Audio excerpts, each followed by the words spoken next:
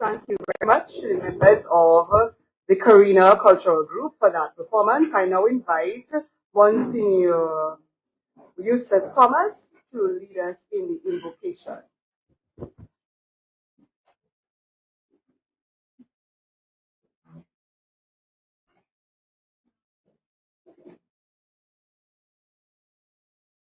Nous restons debout parce que nous allons poésie en créole. Quand même fils, notre père, il peut écrire officiellement. Nous commençons depuis au Father. Au nom du Père, du Fils et du Saint-Esprit, Amen. Our Father, who art in heaven, hallowed be thy name. Thy kingdom come, thy will be done on earth as it is in heaven. Give us this day our daily bread, and forgive us our trespasses, as we forgive those who trespass against us. And lead us not into temptation, but deliver us from evil. For thine is the kingdom, the power, and the glory, forever and ever. Amen. Dieu éternel et tout-puissant, construire nous pour nous rapprocher célébration quand 6e anniversaire de l'indépendance Dominique, pour une nation, campus global université antillaise et puis division culturelle pour 11e Lexi mémorial annuel E.O LeBlanc. Mais nous sommes ici pour réfléchir à ce langage Dominique. Nous pouvons dire remercier pour l'autorisation au docteur Simon Joseph qui mettait en charge pour diriger un moment histoire ça là ça pour choisir Dominicain qui a un bon sens langage Dominique. C'est beaucoup préparé et parler assez Mabika l'influence du monde Kalinago à ce langage à Dominique et à Caraïbes là. Même comme était pour tirer et Kwéyòl, Madame Ophelia pour le Marie et Raymond Lawrence Keck ainsi passé pour eux l'évolution langage Kwéyòl là donc et monsieur Emmanuel Prince qui parlait au sujet de à fois oui infusion Kokoy à spirit Dominique. Nous comme monsieur on voit monsieur José Frédéric qui accepté participer en discussion ça là Moderator là papa mon Dieu bon mettre là nettoyer cerveau et puis esprit saint pour ça contrôler fonction ça là avec justice. Mais nous tous yo ça va nous meilleure compréhension de ces trois langages ça là. Et va nous conviction comme que nous aimons pays nous, si nous qui fait un effort pour apprendre à parler tout langage dominicain, pas seulement pendant ces temps-là, mais même apprendre pendant. Venir aussi de ce monde-là, qui organise les là, et pour la gloire sous, parce que tout ce monde-là qui a des grâces à différents moyens d'éducation sociale, pour frapper éternel et culturel, excellence, créateur et parlant, pour cela, nous avons souhaité bienvenue et puis j'ajouté le respect aux premières femmes présidentes pour l'histoire Kalinago. L'excellence, Madame Sylvanie Bott, et Marie Lucille Bott. Ça veut souffler pour les jeunes et délivrer vous et puis famille, votre ménage et préserver votre pouvoir de respect pour votre monde, pour siéger. Et naturellement, nous commandons une réelle option à cette assemblée. C'est comme ça qu'on nous a écouté des discussions, ces spécialistes du langage Dominique, nous avons chanté et changé la mentalité nous, en telle façon que nous avons développé plus l'amour pour que nous et pour le langage nous, en plus d'un meilleur sens national et plus respect puis on est l'autre. Nous commandons nous faire ça. Par Jésus-Christ, notre Seigneur, avec Maman la Vierge, Maman, et le pouvoir du Saint-Esprit pour un seul Dieu, pour les siècles des siècles. Amen.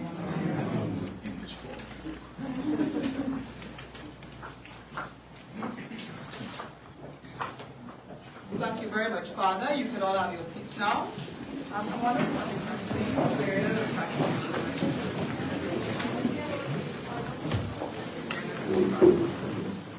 Yeah, I'm just organizing in terms of the sound, so I hope that you can hear me well. I was hearing a little crackling just a while ago, but I'm trusting that you can hear me better now.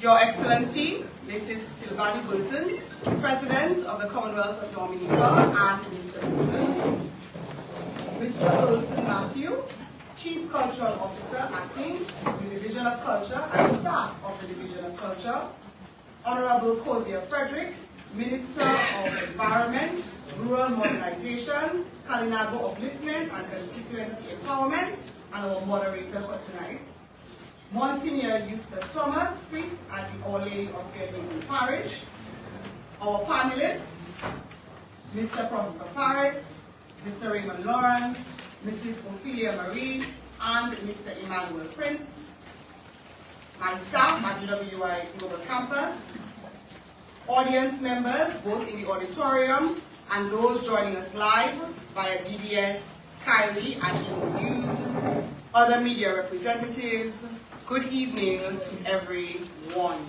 Good evening. And welcome, welcome, welcome to the 11th annual E.O LeBlanc Memorial Lecture Series. Tonight we will be having a panel discussion on Dominica's native tongues. So thank you very much for being with us this evening. In addition to chairing, I, Dr. Kimon Joseph, will be your person delivering the welcome remarks, and so I'm going to do that at this time. It is my pleasure to welcome all of you this evening to the 11th annual E.O LeBlanc Memorial Lecture. This lecture series was the brainchild of our then head of site and now principal, Dr. Francis Severin, and the then Chief Cultural Officer, Mr. Raymond Lawrence. The plan was to focus on themes of culture and heritage preservation. There was no debate as to who the series should be named after. Edward Oliver LeBlanc, who throughout his life had been adamant that our cultural heritage should be preserved and enjoyed. Under the current leadership of Mr. Ulson Matthew, we agreed on a change from broad cultural topics to those that are more focused on the theme of History Week each year. Our first presentation of this series was facilitated by Dr. Alwyn Bully of blessed memory, who spoke on the theme, The Gilded Mango, Culture, Livelihoods and Development in Dominica, 1950 to 2012. In 2013, Dr. Lennox Honeychurch presented on the topic, E.O LeBlanc and the Creation of Nationalist History. In 2014, Justice Dr. Irvin Andre discussed on the theme, E.O LeBlanc, a Rendezvous with History. In 2015, Professor Emerita Hazel Simmons McDonald spoke on the topic, Cultivating Caribbean Identities, Language, Culture, and the Politics of Deprivation. Mr. Vladimir Lucien delivered the lecture in 2016 under the theme, Folk Songs Have No Authors, Creative Force and the Individual Talent in Caribbean Arts and Culture. The 2017 installation of the lecture was cancelled because of Hurricane Maria. Dr. Honeychurch gladly accepted our invitation and presented Resilience and Traditional Architecture and Heritage Sites of Dominica in 2018 and 2019 respectively. In 2020, Honorable Alex Boyd Knights of blessed memory presented on the topic Traditional Cuisine. The COVID pandemic threw off our plans for 2021, but we were able to return in 2022, and we organized the segment of the series as a panel discussion for the first time. Our topic was Herbal Traditions, and we had presentations from Renaud Parker Dejean, Mrs. Natalie Sister Nats Charles, Dr. Martha Augustus, and Terry Henry. Last year, the focus was on Dominica's national wear, and our panelists were Mr. Raymond Lawrence, Miss Elaine Burton, and Mrs. Delia Coffins. This year, the topic of History Week is Dominica's native tongues, and we decided to have a panel discussion again. We'll be focusing on 3 main languages in Dominica, Kalinago, Kwéyòl, and Kokoy. I grew up listening to Experience Kwéyòl with Felix Henderson on DBS radio in the afternoons while I did my homework. Every weekday at 2 o'clock would be heralded with the conch shell song, with the introduction song Jean Kachapou. In the mid-1990s, I spent one evening each week biting my tongue trying to pronounce Kokoy words with my brother as we listened to Mano Prince and his guests on Afuawi on DBS radio. I can't quite recall if there was a theme song for Mano's program, but if there wasn't one, then the song Camela used to be played a lot. I think it was a theme song, but if it wasn't, that song was played a lot. Like Felix, Mano's style was a mix of conversation, storytelling, and teaching. In more recent years, Mr. Prosper Paris and his friend Gerald Langley have become a staple on DBS radio before the morning news as they bring us the Kalinago word of the day. Again, I bite my tongue there, but I do enjoy learning. I'm in academia, of course, and so I take pleasure in listening to the words and phrases that they share based on their ancestors' linguistic traditions. Just like the way we dress, the food we eat, the music, and the way we build our homes and communities, our language forms part of that unique woven tapestry that creates cultural heritage. Of course, each island in the Caribbean has its intricacies in terms of language, and many islands boast, there was a time when they were not boasting, they were ashamed, but many islands boast now of their own forms of Creole language and patois that were derived from unique blends of cultural influences. Yet, there are traits that make Dominica's languages special, and when we open our mouth, you just know that it's a Dominican that is speaking. This evening, we will hear from 4 experts in cultural heritage. Mr. Prosper Paris, from his topic, Mabrika, the influence of the Kalinagos on language in Dominica and the Caribbean, will highlight several words and phrases that are rooted in Kalinago heritage. Mr. Raymond Lawrence and Mrs. Ophelia Marie of Comité Pueti Kwéyòl will present Pa Ase Puyo, the evolution of Dominica's Kwéyòl language. There, they will examine the works that have been done in expanding the presence of our Kwéyòl language in both written and spoken forms.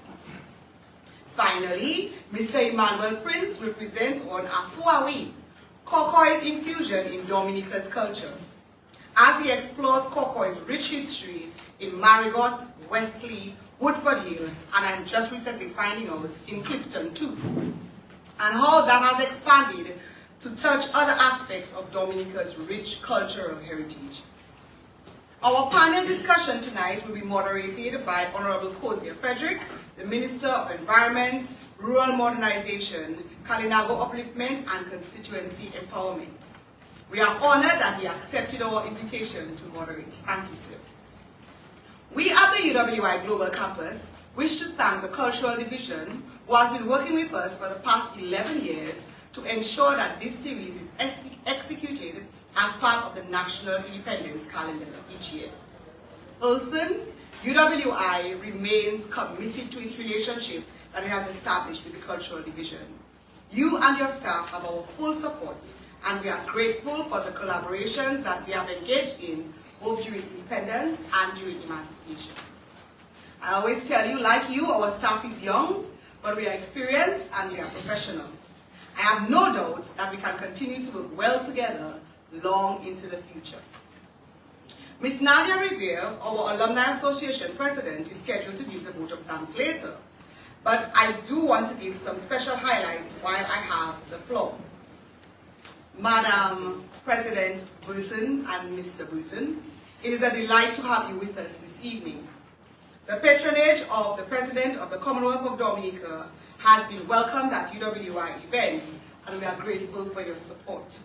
Last year, when you took office, this was one of the first events that you attended, and we are very pleased that you have continued to be part of our activities.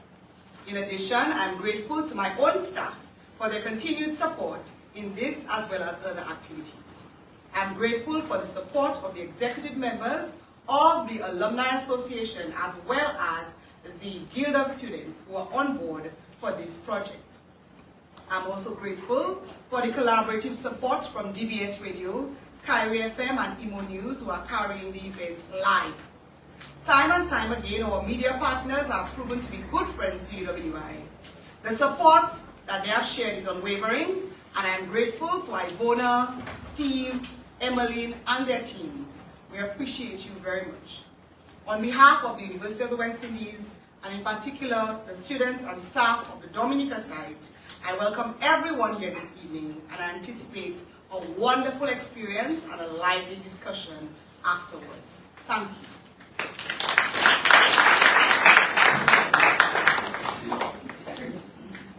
I now invite Mr. Wilson Matthew, who is the Chief Cultural Officer of the Division of Culture, to give collaborative remarks. Mr. Matthew.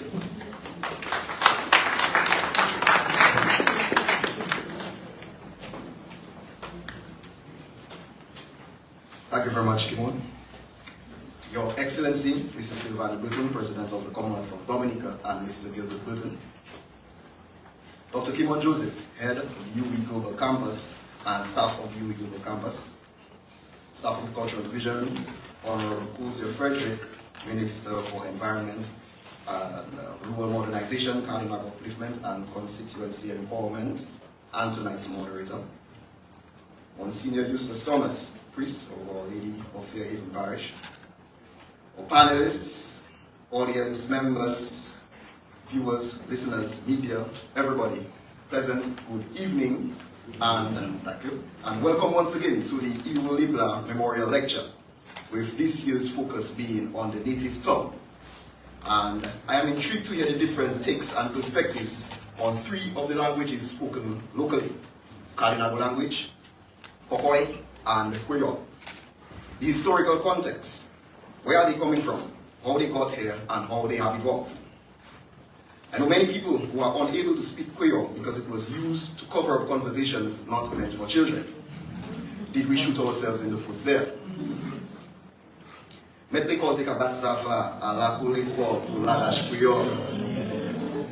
we shoot ourselves in the foot there? And even way before that, languages were discouraged and outright banned to prevent revolutions, and other languages and practices were instilled. But that is another topic for another lecture. Preservation. What has been done, is being done, and could be done to preserve these languages. Very soon you will hear a different version of the national anthem, voiced by Felix Henderson, and I'll give you the story behind that. Dr. Joseph called me and told me that she had a voice clip that she wanted me to clean the audio for. And when I heard the final version, it hit me that it was a piece and a stalwart that had to be immortalized. We've seen big music saying that it's Kwéyòl. And what we will hear is the version of the national anthem sung by Felix Henderson, backed up by the staff of the Cultural Division.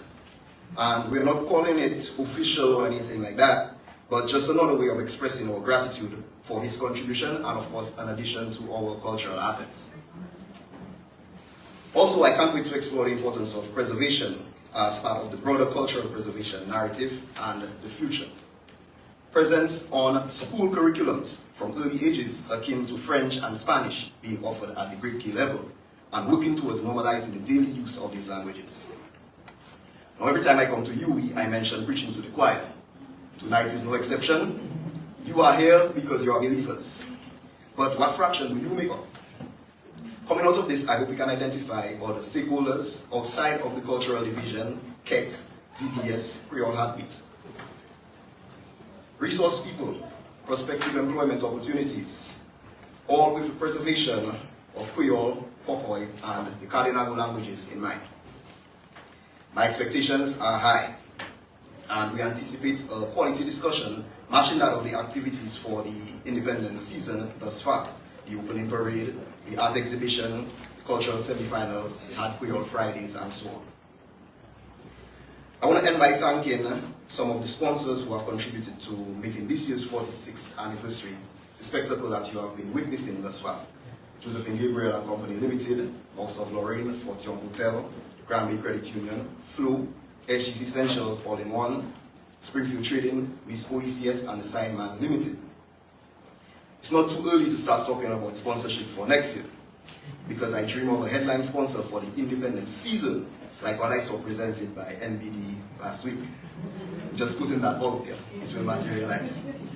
So let me just thank everybody again. Thank you, Kimon, Dr. Kimon, sorry, and the UE Global Campus team, my team at the Cultural Division, and I hope those of you in attendance, viewing and listening, enjoy tonight's offering. Thanks again.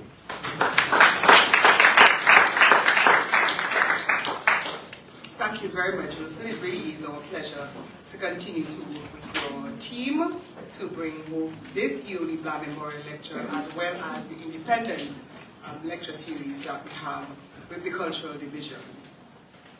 And now it is time for us to really get started in terms of our panel discussion. So our moderator needs to be introduced, and Ms. Kimandra John Baptist, who is the Deputy Chair of the UWI Global Guild of Students Dominica chapter, will come and read that for us. She's acting chair right now because our chair is not available, and so we say good night to Annalyn, who we know is listening, and we wish you a speedy recovery. And I invite our acting chair to read the bio of our moderator. Good evening,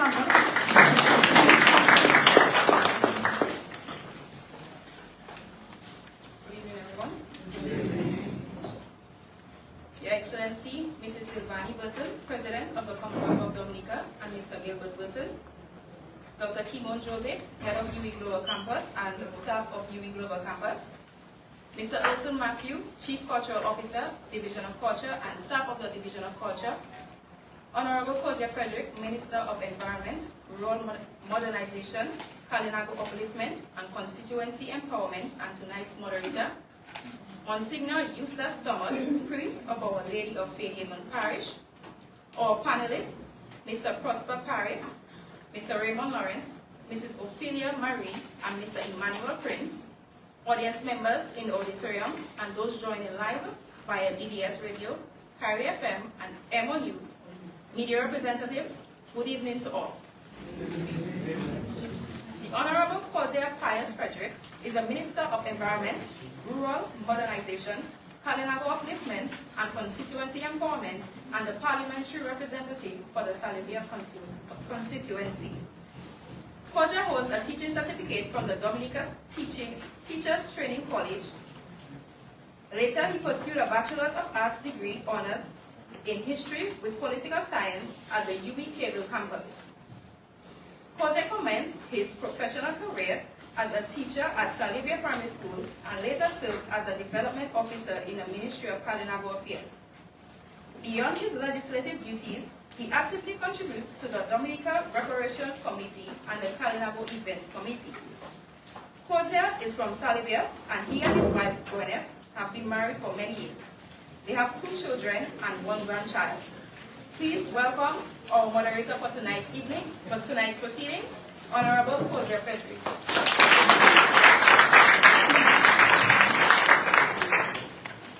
Thank you very much. Your Excellency, Mrs. Sylvanie Burton, President of the Commonwealth of Dominica, and Mr. Gilbert Burton, Dr. Kimon Joseph, Head of the UE Global Campus and staff of the UE Global Campus, Mr. Elson Matthew, Chief Cultural Officer, Division of Culture and staff of the Cultural Division, Monsignor Eustace Thomas, priest, Our Lady of Fairhaven Parish, our panelists, Mr. Prosper Paris in Kutubulu, Mr. Raymond Lawrence, Mrs. Ophelia Marie, Mr. Emmanuel Prince, audience members in the auditorium and those joining us via DBS Radio, Kyrie FM, and Emonews, media representatives. Good evening, everyone. Good evening. I salute the UE Global Campus and the Division of Culture for this unique collaboration that brings us here this evening. This is a most profound partnership between academia and cultural practitioners and educators. Our event tonight, like 10 hours before, enriches learning and research and also allows community outreach and engagement. Our panelists here tonight build on the work done by the predecessors who have showcased our island as a very special space. They have committed many years to understanding and sharing our rich culture. Tonight, you will appreciate that we are all blessed with unique words, expressions, and concepts that foster national pride. This year, our film captures these expressions in more ways than one. It is very clear to me that our Kalinago language, Kwéyòl and Kokoy, these tongues are most important to us. This is because they are a key part of our cultural identity and our heritage. As languages, they help convey traditions, values, worldviews that are unique to communities across our island. As you will soon realize, they connect us to our ancestry and enables us to participate fully in our cultural practices. These native tongues also foster a sense of belonging and community and strengthen family ties and allow for unique expressions of thought and emotion that may be challenging to convey in any other language.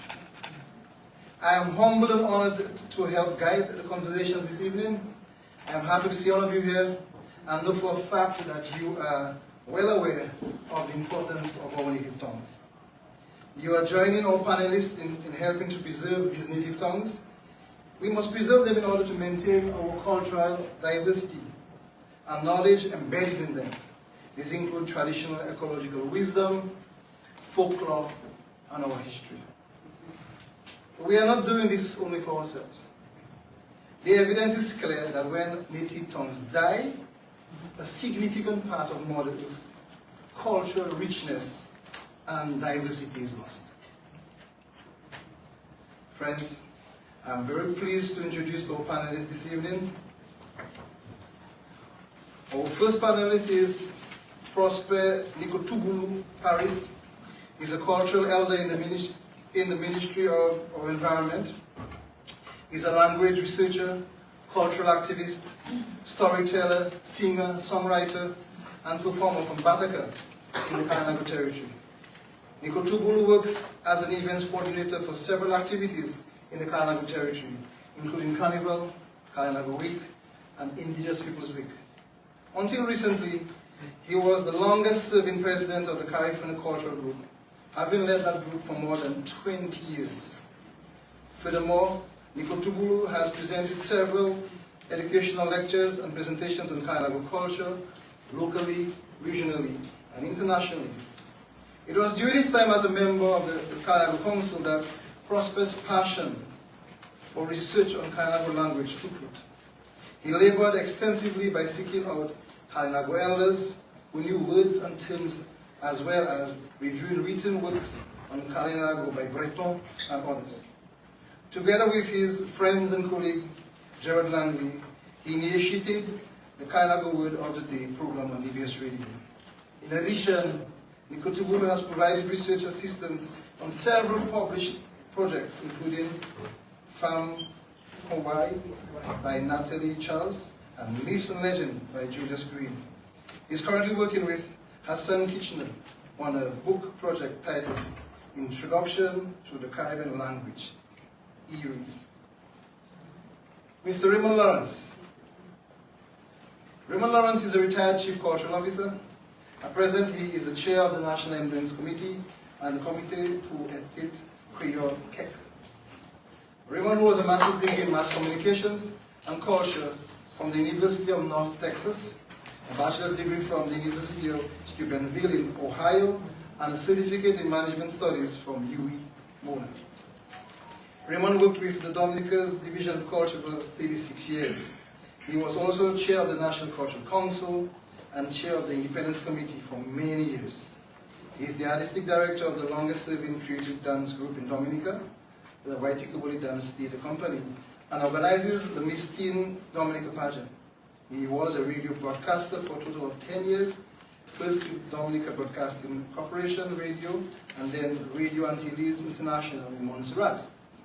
He has been involved in the development of arts and culture for the past 55 years. He's an actor, dancer, choreographer, artist, short story writer, poet, show organizer, and a cultural activist. Some of his awards include the Meritorious Service Award in 2004, the Golden Drum Award in 2014, the Lifetime Achievement Award in 2022, and he was inducted into the Caribbean Hall of Fame for Arts and Culture in 2012 in Jamaica. Mrs. Ophelia Marie. Ophelia Marie is affectionately referred to as Dominica's Lady of Song. She is a cultural icon, performer, singer, and songwriter. Ophelia graduated from the University of the West Indies Cable campus with an undergraduate degree in French, English, and sociology. She also holds a graduate degree in youth development work from the University of Guyana and the Commonwealth Youth Program. Due to a passion for helping people, both young and not so young, Ophelia worked as a youth officer and managed the youth center as well as served as the social skills instructor of the Youth Skills Training Program. Currently, she is the immediate past president of the Dominica Council on Aging and is a member of the vibrant senior citizens group. When it comes to her music, Ophelia began singing at a tender age and won several local competitions. Her first recording was in 1978, and she has recorded 19 albums in there. She serves as a member of the Comité pour Kwéyòl, a member of the Board of Alliance Française, and a member of the National Emblems Committee. Among her many accolades, she has been awarded the UE Trailblazers Award, the UE Alumni Award for Arts and Culture, the Golden Drum Awards, and the Cicero Award of Honor. She and her husband, McAfee, has been married for 47 years and has 2 children. Mr. Emmanuel Prince, Emmanuel Mansfield, Manu Prince, is a retired public servant. He's a vegetable farmer, livestock herder, and artistic instructor from Wesley. Emmanuel served as a primary school teacher for 10 years before he was seconded to the Adult Education Division. He then moved on to work as a graphic designer and then the Senior Health Promotion Officer in the Ministry of Health. It was during that time that Emmanuel got involved in broadcasting, and from 1995 to 2000, he hosted and produced the radio program Afua. It's ours. Emmanuel credits the show's success to its efforts at elevating the esteem of the people of the Kokoy catchment area of Marigot, Wesley, Woodford Hill, and Clifton. His love for languages came from his days studying theology at UE, and he was particularly interested in studying the root words of languages like Hebrew. According to Manu, at their core, our Creole languages like Creole and Kokoy are raw and unmasked, and they provide a full range of emotion. Emmanuel holds several certificates in courses, workshops, and seminars on health communications and graphic arts. His vision for Kokoy is similar to his desires for Creole languages throughout the Caribbean, that our language will be recognized and appreciated more.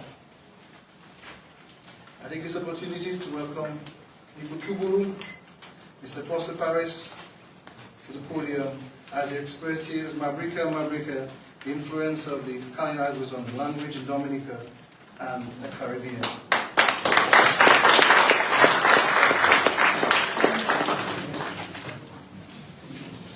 Nico Chubulu will have 15 minutes. The rules are simple, Nico Chubulu. I was pointing 5 minutes, and after 1 minute, and then...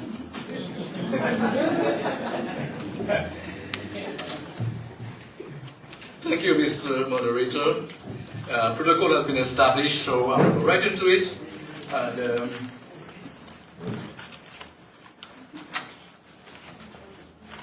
this topic we're discussing here is the influence of language in Dominica and the Caribbean and by Tubulu.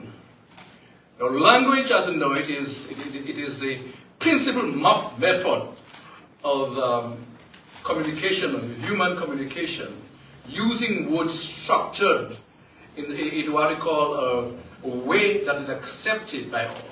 They call it conventional, big word, conventional. They're accepted in writing, of speech, or gesture. We can say that the Kalinagos has contributed significantly towards an influence not only language, but lifestyle and the historical journey of the whole Caribbean island, as we call it, West Indies. So, where we came from, we journeyed from, and we established ourselves, or we populated the different islands of the Caribbean. The names already must be there. There was a civilization there. People live in houses. They know what they call mina. They know their cabin. They know how to communicate each other. They had a system of conversation. They had a language. Actually, the Caribbean itself have multi-linguistic people that spoke different languages and expression throughout the whole region. So, Mabrika. And I may say to those quiet people here with the time where you say, Mr. Queen! All right, you're live. So, Mabrika is our main topic for today. It's a means of greetings. Some people say Mabrika. From years and years, language itself has its own evolution. Language have changed. We have the different expression of tongue. Those of you who have children at home and give them the tablets, you realize that they're talking American right in your footsteps. All right? So just to see that as the language itself, the tone evolves, the type of expression kind of differ from tribe or people to people according to where they're from. If they have long mouth, if they have teeth, if they sucking tongue, they will type of articulate differently in that word. So we have the Caribbean region, what you call West Indies, more different cultures, and different people can get back to this side. And it's there that, you know, it's a first contact. Remember, we come from an area, Asia, passing for the Americas, it's very straight, coming for the Americas, they spend most time in Orinoco, where we learn the word Kanawa, we learn the word manioc, we learn our word for titi. All this word was already learned by us, and we're coming up with plants, maize, we're coming up with that. So when we had the encounter, we already had system of doing barbecue. Is that old thing? If you think that barbecue is a thing you had. Is it something new? We had that already. We had influence. That influence, we had that already. We had a word for cacique, which is mostly used by our brothers, but that was also used by the Kalinagos. We had papaya, fruits. See, papaya, you hold it in your hand. It's a Kalinago thing. Tobacco, what we call tabac. Or canoe, main means of transportation, of moving from the other. We have different forms of canoe, kanawa, canot, pirogue. All these are mostly words that is now mostly used by the French, but I'll give you a little bit later on that. Then we had cassava, we had our guava, we had our hammock, we knew what hurricane was like, so that was our life there. And I heard also just make up the point here that we had that they call take a bad enfants là pour l'école pour la Kwéyòl. But the Kalinagos were killed, they were chased. We shed blood for language because our lifestyle, as I said, our gesture, our language prompted change in European mindset. While we couldn't talk with them, but the body language would tell them that we will not be slaves. They got angry for us, so they had to be gone away. So the language of body. When you have children at home, you see, you don't have to talk to them. You say, you're playing rude, I can see your face. So you see that, so you spank them. So the European kill us. But we had time, during our journey through come up, to establish our names. All the islands of the Caribbean had already either Kalinago names, Taino names, but they had our names. And they meant something to us. You know, we had the Carocera, we had our Dominica, the Aiche, they had the white Kubuli. Some people say white tea Kubuli. If you change it to white tea, then you make him a man. You're supposed to be a woman. So that's why white too. So again, you say, even in the Dominican context, our change of speaking is a white tea. White tea is man. but we weren't tolling somebody, and the ladies here must be proud that Dominica is really, future you said, you big, you huge, you go. So you become a strong point. But a matter of fact, we had this word in Kalinago long before the Europeans came. Things like tata. Anybody know the tata? Your mother, your papa, your poto. The people used to say how poto is used in language at that time was that, you have a poto leglis. It's a strong person there. A poto lebo. Politics. You have poto in that one there. It is different from a pole for a structure, but it means that you were very strong and play a central part in those things. So we had all the islands. So we also had developed our own recipes. We have things like kalalo, tumari, kanki. Our communication traveled by canoe, the canoe, the canoe, the housing shelter. We had Mwina, Ajupa, Kabi, Chukotawi. That was language that Europeans, they had to use. They had to use it because they had nothing. The other thing that we ignore and say that it is non-significant in our languages, can you imagine like you first people meet for the first time? The language are different. What would you use? Gesture. The which is from a very rooted part in our everyday language, whether you're African or what now. Imagine that you have a scenario in St. Vincent where you have how many Negro slaves outside a boat coming in the slave trade and coming ashore in St. Vincent, and a child seeing that. What would Rona tell Mama? He described something in the sea. They have long head, they have long hairs, and they're naked, and it's a set of words, a gesture. But we had to use that. Gesture play a very important role in language. So the body language we have, as I said from the beginning, established that language is not only spoken or written, it's a gesture, a movement of body that give it meaning and give it taste and flavor. Because if you just dance a dance and it just goes through and somebody will give it a kawe, it's a language, it is a movement that enforces an unspoken language that is given for gesture. So, the Caribbean was not only discovered, the New World by Columbus, or the first we did long-term European interests. And that was very saddening to see that we had a language, we had a people who spoke. But when the Europeans came, within 4 decades, the whole Caribbean was being, circumnavigated. So you take a boat to go around there. Imagine Columbus coming on the island, looking from miles away. He saw Dominica, this island of Kwéyòl, and say, well, it's looking to the Sunday, let's call it Dominica. Imagine how somebody come at your home and just see your children in your yard and say, let me call you Boise. Would you be happy with that? Or just come, your dog have a nice name and just call it, oh, he's Rover. Impose of values and their culture, their civilization on us. And when we fight back, because language is not going to be looked as if, in isolation, isolated, especially in the Kalinago context. That our language we resisted, it met with resistance from the Europeans who came. So this is something that we can go much deeper into, but I have to look at my yellow card here. All right. So the Kalinago being first people among the region already had names, and some of them are still in use today. We have IT. We are not many. We have Kwéyòl we named for a certain time. We have some people that Kokoy and Emonews. These places there we named, but we do take it for granted that it's Kalinago, and it took a long time for that. So the Kalinagos did have that, and we, of course, that is what we have today.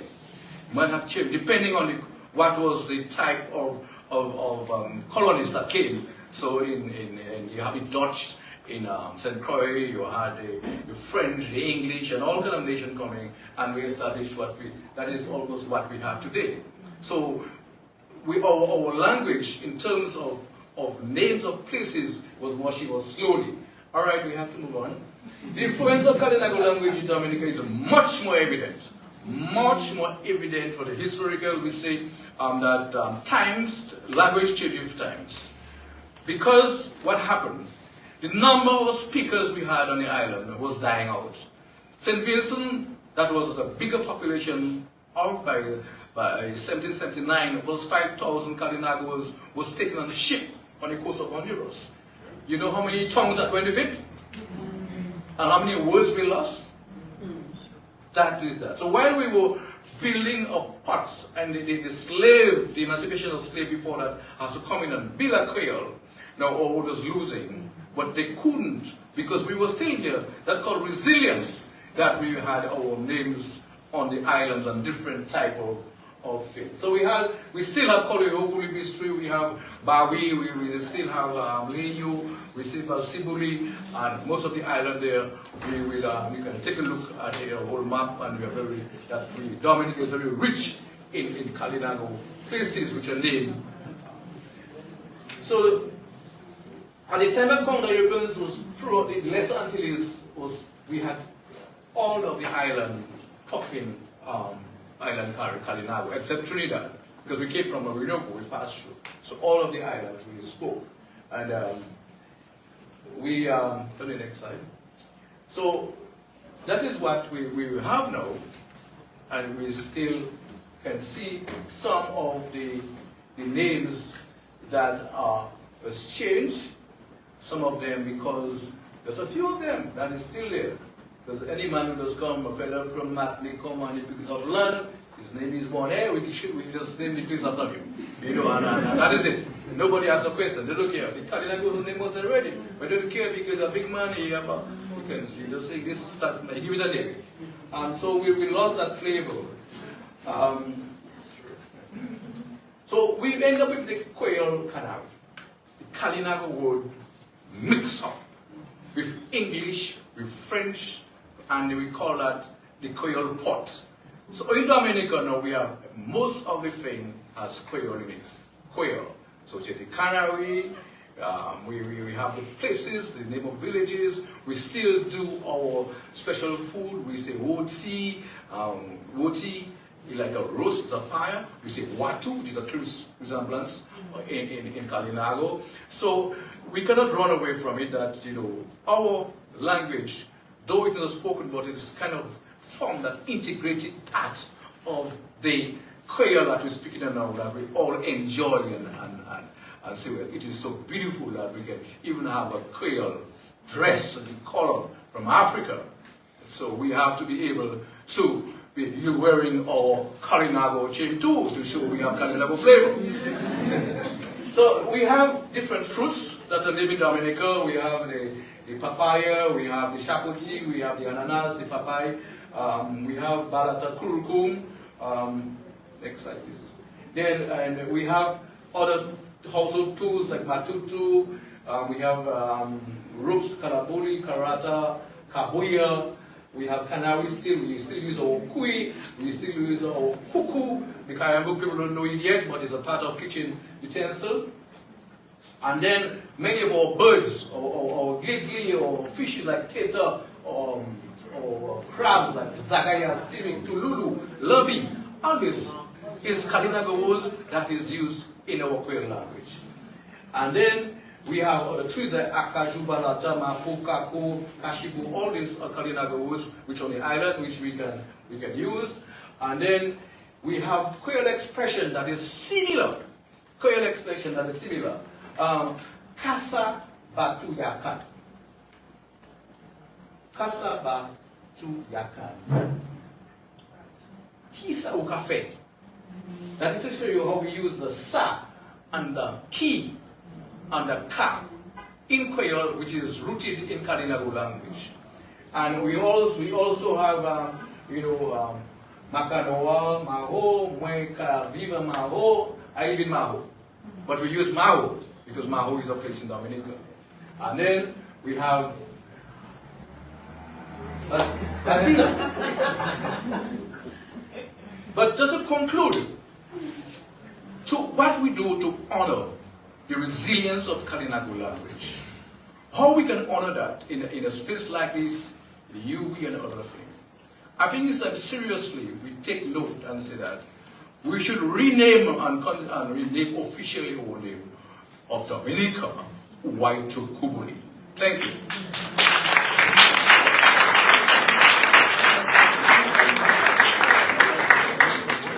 Thank you very much, Nico Tugolo.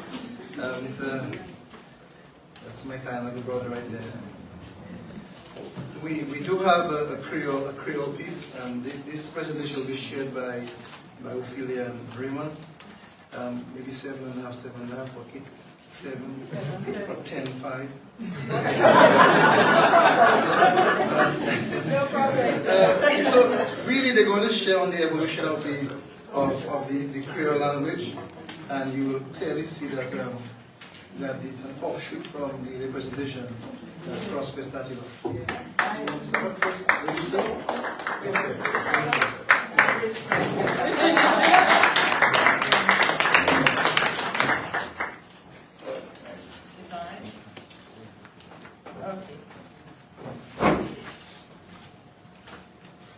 Can we give him a round of applause? Thank you very much, Mr. Moderator. And let me recognize Your Excellency, the President of Dominica, Mr. Sylvani Burton, and Mr. Burton, Dr. Kimon Joseph, Wilson Matthew, Acting Chief Cultural Officer and Staff of Culture, the Moderator, of course, Honorable Kozia Frederick, Monsignor Eustace Thomas, and of course everyone present here this evening, and the media included. I want to thank UE Global Campus and the Cultural Division for inviting KEC, because Ophelia and I are representing the Comité Poétique Kwéyòl this evening at this panel discussion, and there are members of KEC here as well, so I also wish to recognize the members of KEC as well. Nous merci bon Dieu pour culture nous. Et puis héritage nous. We give God thanks and praise because He's the one who has been in control and still is in control of us all. So Dominica has a rich linguistic heritage, and so we have a duty and responsibility to continue to promote and preserve our national indigenous languages, Kwéyòl, Kokoy, Kalinago, the 3 languages we're focusing on tonight. Let us remember that culture and language lie at the heart of identity and national consciousness, and that language forms an integral part of the roots of the Creole expressions in Dominica. More specifically, Kwéyòl, also referred to as French Creole, is one of the national languages in Dominica and several other countries in the Caribbean, including St. Lucia, Martinique, Guadeloupe, Haiti, Cayenne. It's spoken by over 10 million persons worldwide. Dominica's Creole language was created by the enslaved Africans using the French language as a base and including aspects of the African languages which they brought with them from Africa, and included Kalinago words, as you heard from Prosper, and English borrowings as well. In his book, Our Island Culture, our distinguished historian, Dr. Lennox Honeychurch, said that the Dominican Creole people are still some of the greatest users of island Kalinago words because of the late arrival of Europeans here. And I wanted to give a number of examples, but I think Prosper has handled that brilliantly and given you all the various influences and the words of the Kalinago people. So examples of some African words which are included in the Kwéyòl language are Accra, that we speak about, Beke, Ni, Ani, Dada, to describe a nurse or elder female who takes care of a child, Supuya, and So-so, meaning only, barely, or poorly. So these are just a few examples of African words included in the language. The enslaved Africans also included certain markers in the language. For example, the word ka, used in sentences like Mwe ka ale and Mwe ka maje. I wish to point out that when we try to encourage the use of Kwéyòl, we're not trying to suppress or devalue other languages like French and Spanish, because these are important languages as well. What we are in fact trying to do in Dominica is to include the teaching and promotion of Kwéyòl, because we are saying that these are our indigenous languages, and that in the same way we can give space to French and Spanish in the teaching of languages in schools, and in some cases Chinese, we should also give recognition and space to our own indigenous languages. So by the end of the 18th century, Kwéyòl was widely spoken by the majority of Dominicans. Up until the 1950s, Kwéyòl was mainly a spoken medium.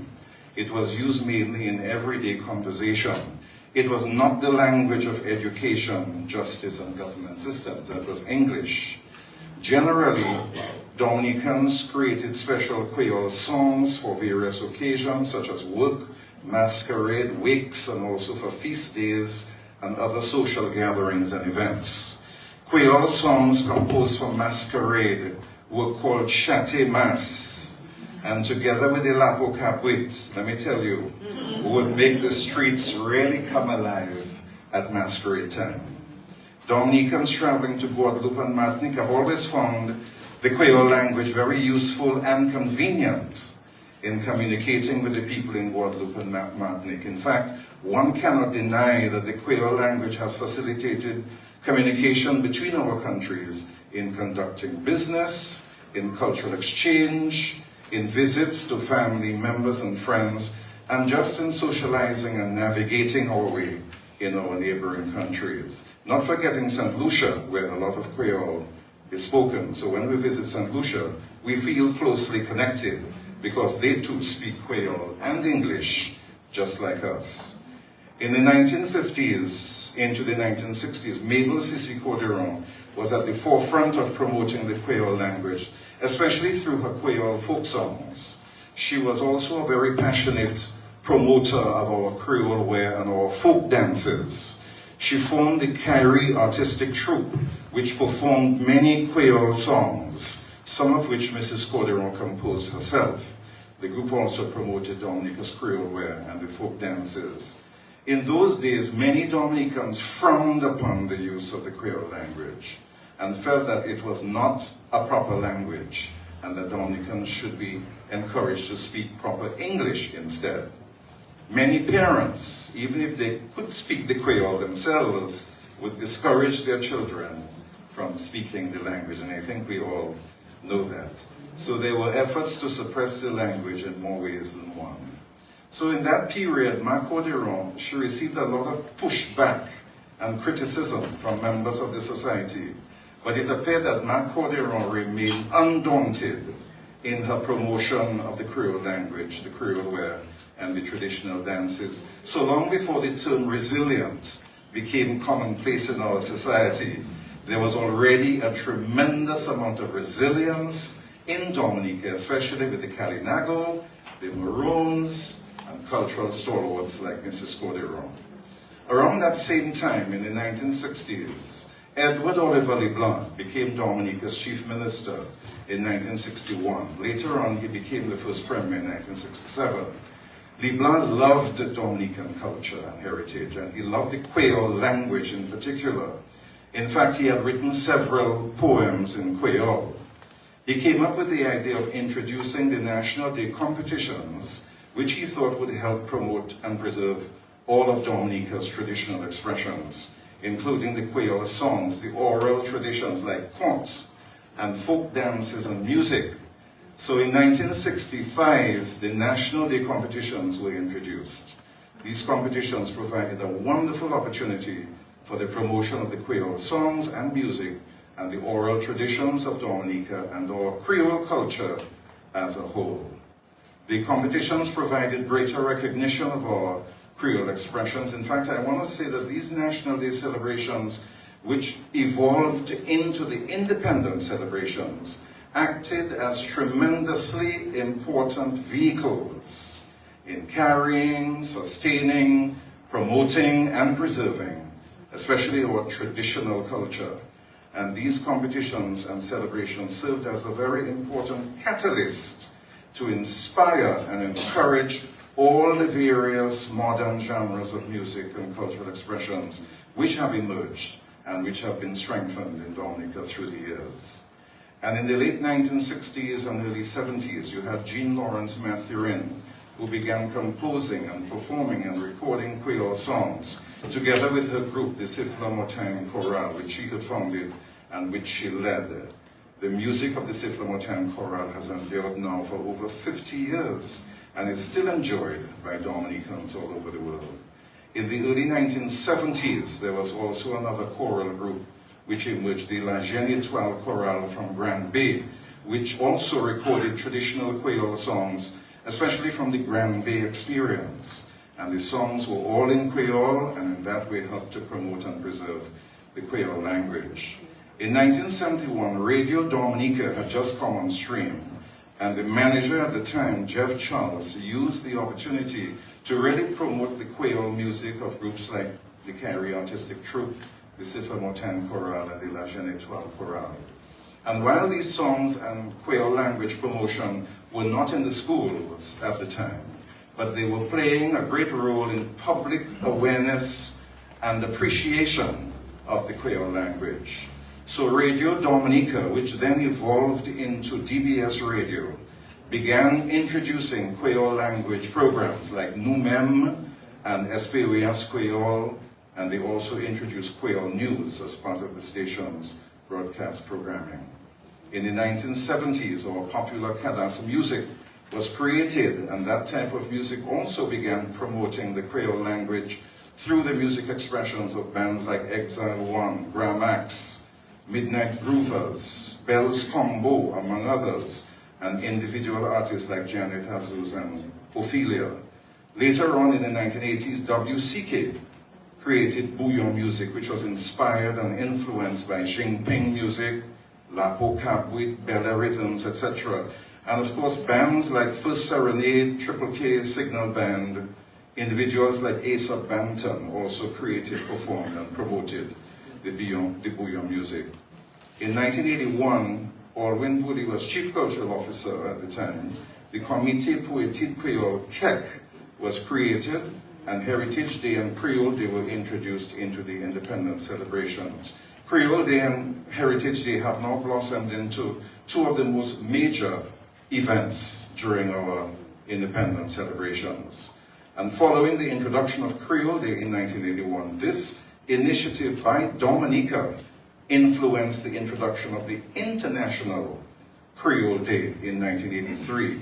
And that International Creole Day has now become a very important day of observation in Creole communities and countries in the world.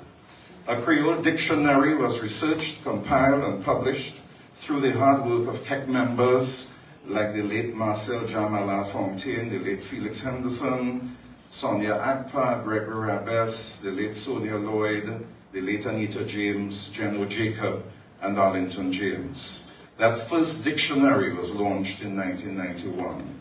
Later on, Jamala, using a lot of content of the first dictionary, also produced another Creole dictionary. So KEK has research compiled and published other books, including Powell Kadi, which is a book containing over 500 Dominican proverbs. Tim Tim Glodubut, with about 366 Kwéyòl riddles. And Mi Bredex, which is a compilation of hundreds of various Kwéyòl expressions of Dominica. And individuals like Marcel Jamala, Felix Henderson, Delia Coffey Weeks also published their own individual booklets. The Cultural Envision introduced a Kwéyòl poetry competition 40 years ago in the Independence Literary Competitions, and the Kwéyòl Song Competition during the Independence celebrations continues. And of course, there have been recordings of many Dominican folk songs which are sung in Kwéyòl. Sonia Lloyd as well stands out as an individual singer and composer who composed several hit songs in Kwéyòl. One of her most well-known songs is none other than Kite Koltela Vive. The promotion of our Kwéyòl language and culture influenced the creation of the World Creole Music Festival, which has catapulted Kwéyòl onto the world stage in music. The festival, which is a major success story, attracts patrons from neighboring countries, especially Guadeloupe and Martinique, and patrons from outside of the region as well, and encourages many Dominicans in the diaspora to return home every year. 14 years ago, KEC, with the assistance of the Cultural Division and collaboration of Ministry of Education, introduced the annual Kwéyòl Spelling Bee competition for primary schools, a very successful program which has encouraged school children in Dominica, especially the younger ones, to study the spellings, meanings, and pronunciations of many Dominican Kwéyòl words. In 2019, KEC, in collaboration with the Ministry of Education, launched a pilot project for the teaching of Kwéyòl in primary schools. In fact, the program started at 19 primary schools.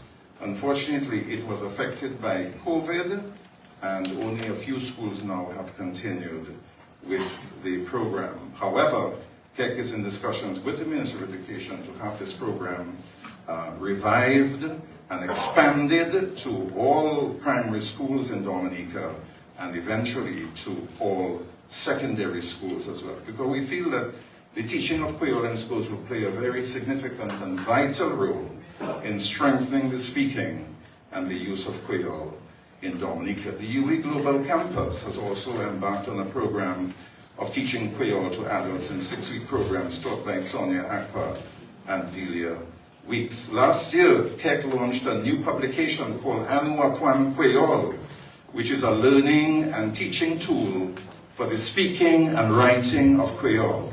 The book is already in great demand. When we get hard copies printed, we place them at Jay's, and the book is now available online on Amazon.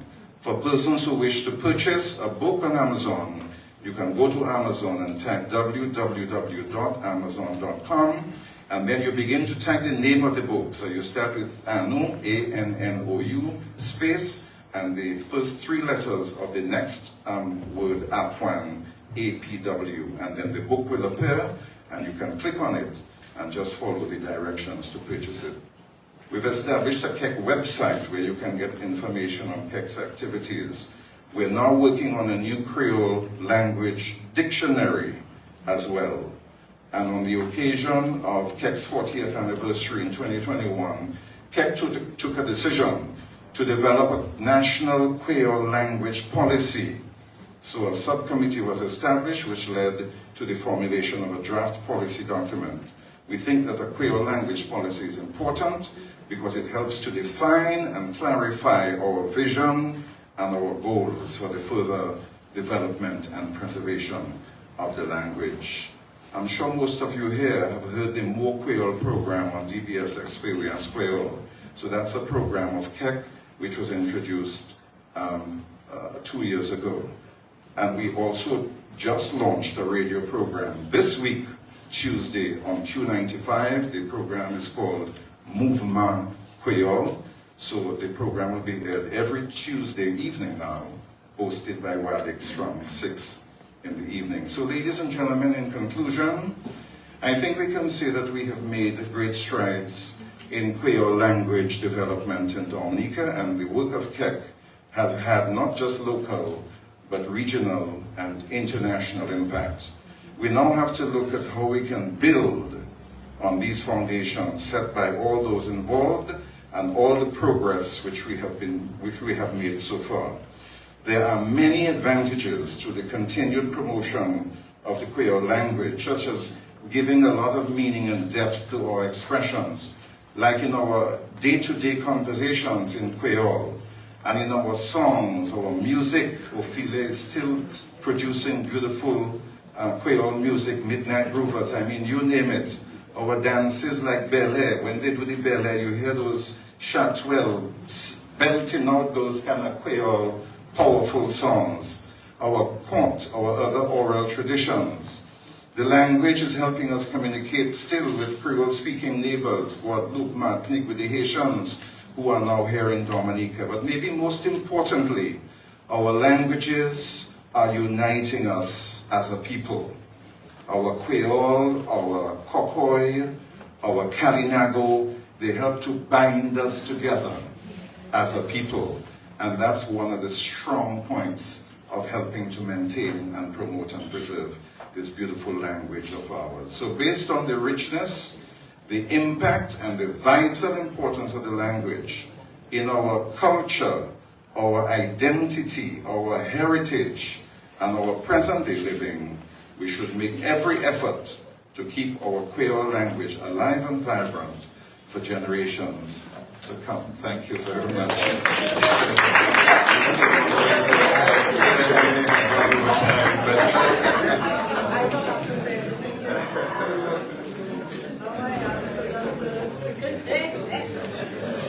Merci Shai, merci Pile, merci Lo. It's my honor to welcome to the podium our Lady of Song. This is Ufi Memory, to continue that wonderful conversation on Creole, on the Creole language.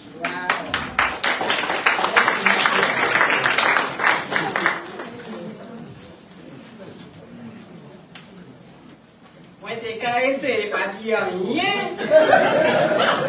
Parce que mon cher Raymond Banois bagay nous qui est comprehensive. Madam President, comment nous avons dit ça en créole? Madame Présidente là, nous comptons pour là, et puis mon cher Botin, et puis mon cas dit bonjour à toutes ces autres qui là, puis ces frères moi. So say family moins, so say moon moins. Who didn't understand me? Let me see your hands up.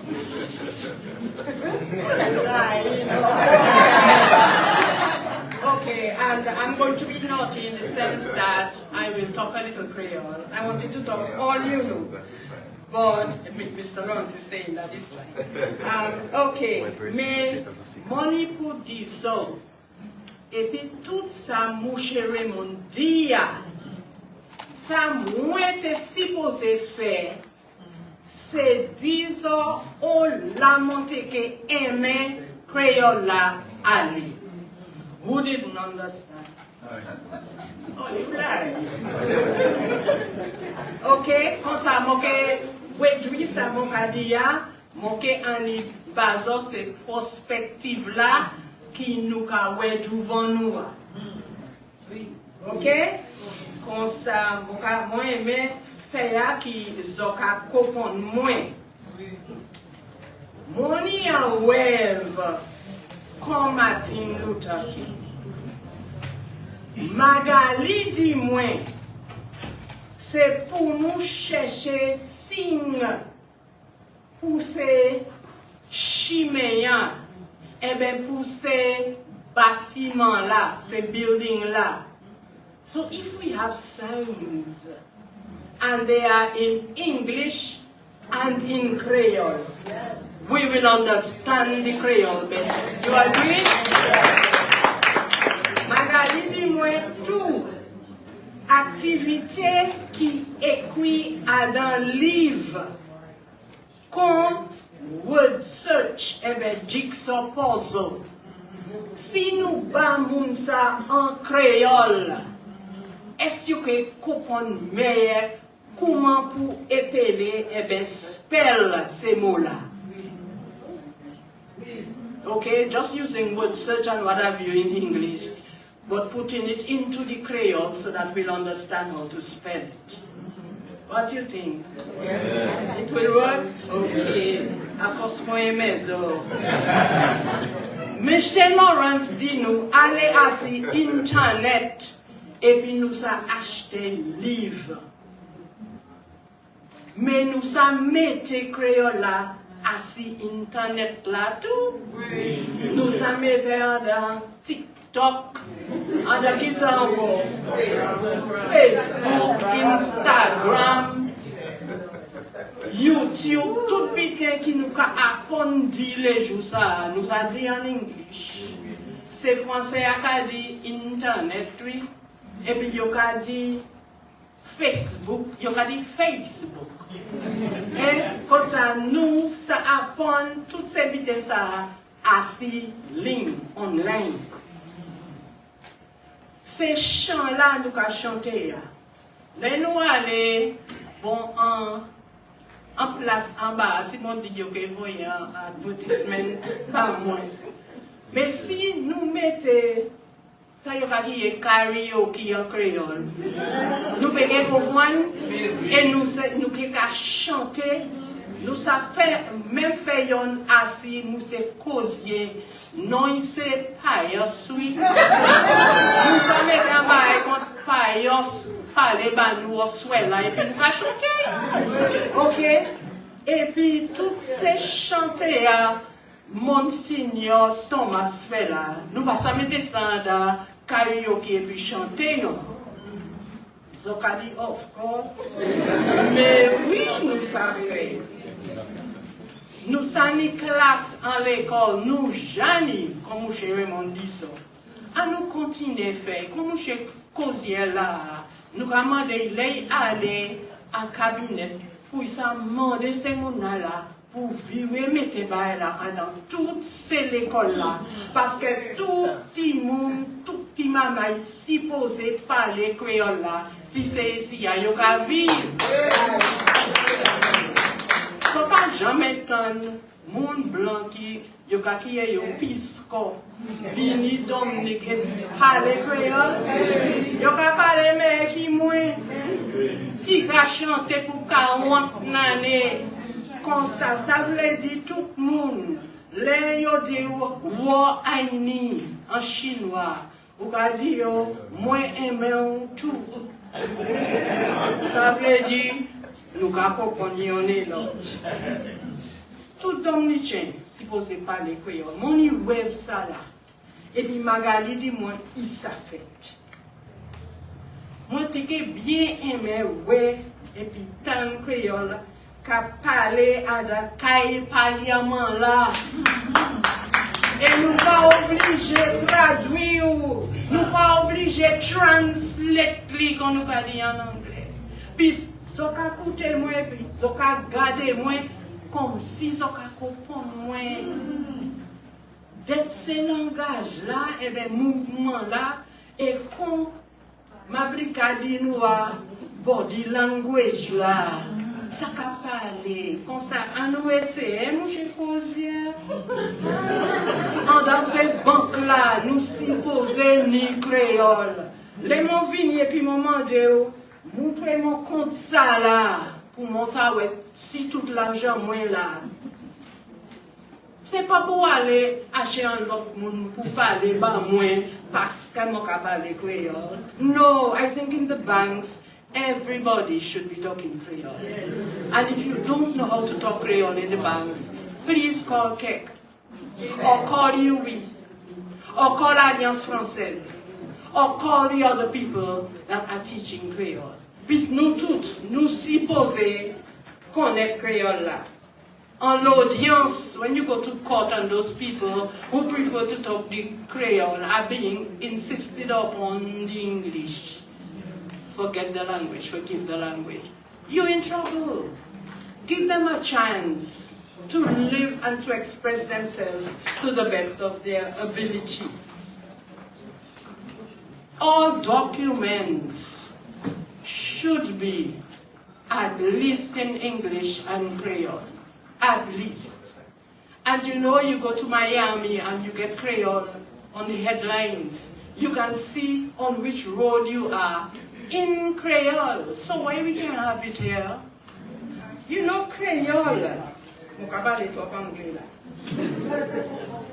Creole is part of our identity. Creole invites us and links us to our ancestors. When we speak Creole, we have more style, more fashion, more vibes coming from our inside. That's why you let Mr. Lawrence talk, you know. Because he was coming to you in the best language that you've heard. He wasn't talking Creole. He was talking about Creole, but you got it. So if we can get more of the support from all of the stakeholders that exist, it will be to our benefit. We ourselves will be happier. Nous tous qui plus contents, peace, nous ni timoso culture. Some say culte. I know the word is QT, but that is me. If you say culte, nous ke comprendre. Si vous dites QT, nous ke comprendre. Où est-ce que Créole la café? All inclusive, yo ka kiye ça. Tout ça qui vient, bon. Mais c'est pour nous ni côté correct là, de sorte que nous caille plus positif et plus vite. Parce que nous ni idée, nous ni pride, nous ni l'amour pour langage là, comme ça nous ka tchembe.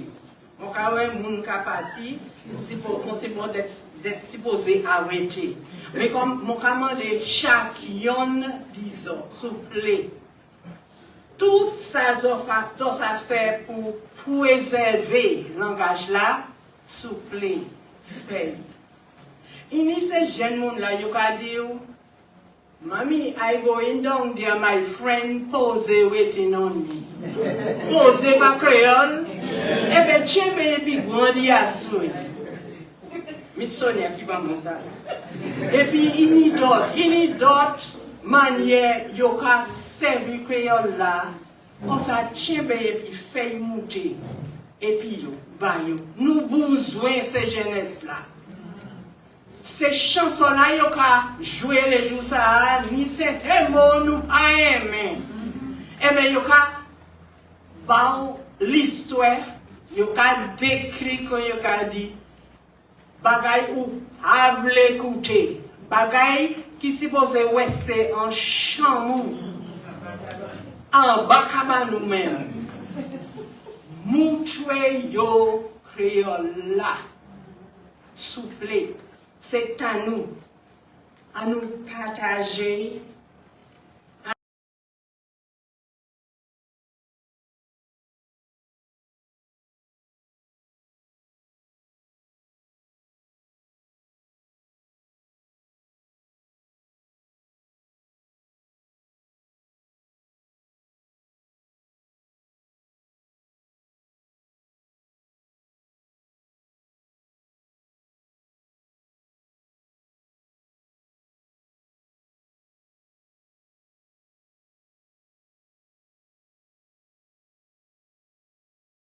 Nous vivons.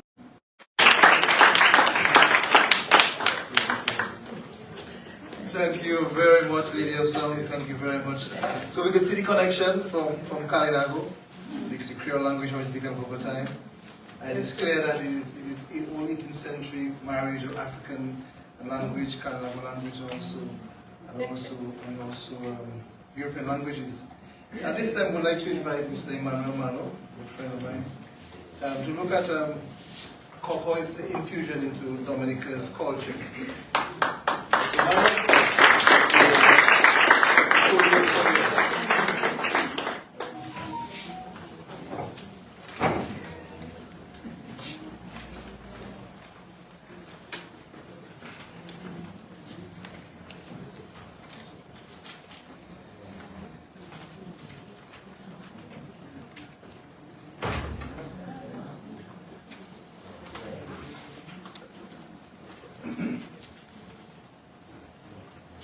The Kokoy language in Dominica, Afuawi, it is ours.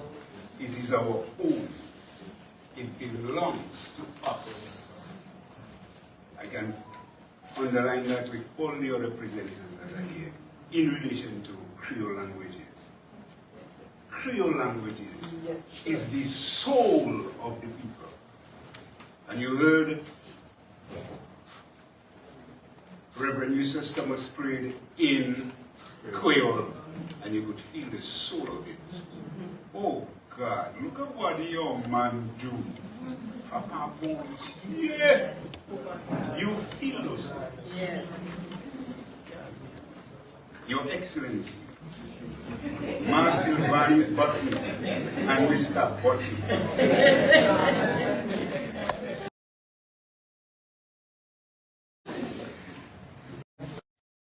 Ladies and gentlemen of distinction, from the security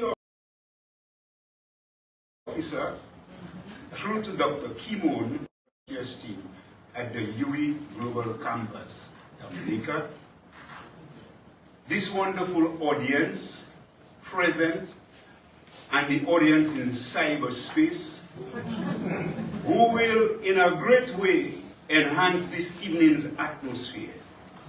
Our distinguished deliverables, Honorable Kokoy Frederick, our moderator, my colleagues, Mr. Raymond Lawrence, la grande dame de chanson, Mrs. Ophelia Marie, and my Kalinago cousin, Mr. Paris Prosper. Now, some years ago, I met one of the representatives of the, I said, you know I'm Kalinago? He said, get beside yourself. Well, everyone in the Pharisees and them up there, and quite a bit of the princes too, are my cousins. So I'm very proud. I get a problem when I have to eat certain foods because I get a mixture of tastes. So, are we a family?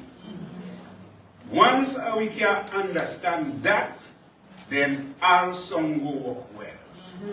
You agree? Yes. All right, good night to all and thanks.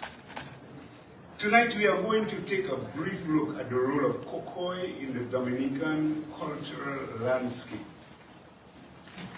I would like to settle the matter right up front.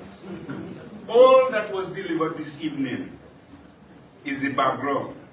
Okay? Yes. And I'm not taking any shortcuts here. But it's just that Kokoy itself contained within a particular geographical space in Dominica. And it was heavily, demeaned. And among the people themselves, as was said, the same thing with the Kwéyòl language. You are not allowed to speak it by shutting out the boy, hush your mouth, you're not supposed to speak that language, that the word that is broken English. Now I'm waiting to see broken English up to now. But we were discouraged very heavily. However, the people within their own community in Wesley, Maragot, Woodford Hill, known as Sinnet, and to quite a lesser extent, Clifton, they had that thing going on between themselves. And it was the same story. Elderly people would hold their conversation in Kokoy, and the children were discouraged to listen. But now and then you would eavesdrop and pick up one or two words. Okay? So, now this statement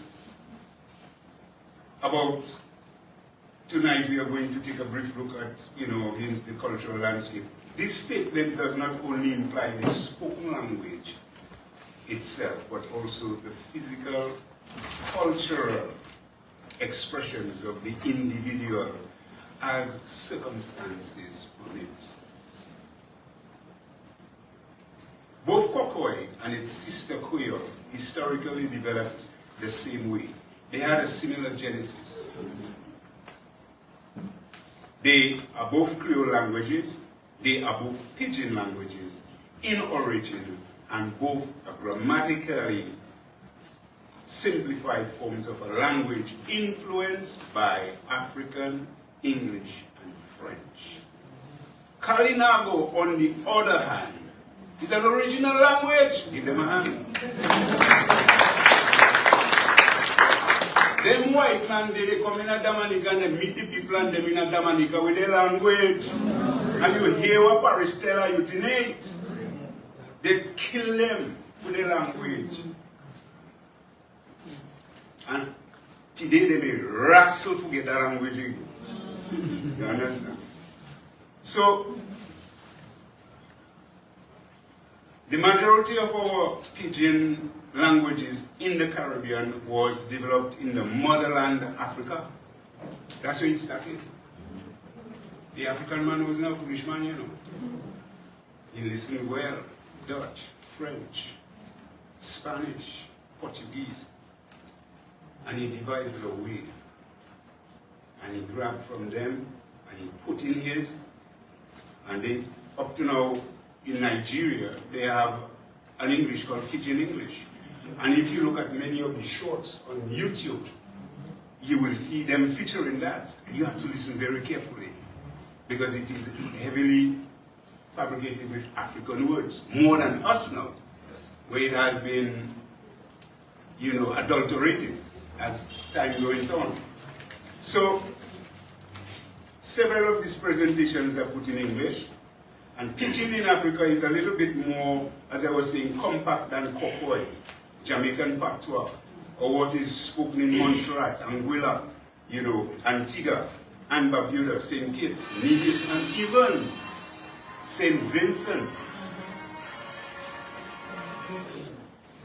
So you see, a language cannot exist out of the context of reality. I have a little joke to give. So when you go to a charismatic session, or you go to a Pentecostal session and you hear all them languages flying here and there, and it ain't got no interpreter to tell you what they're saying, is it a language? It's not relating. It has to have an interpreter. Somebody has to say, or one or two persons usually you have to say, this is what they're saying, and the other one says, I confirm that this is what they're saying. Then you can say, this is a language, because you know there are all kinds of things flying out. Okay? So, now that's a religious thing, very touchy, very sensitive.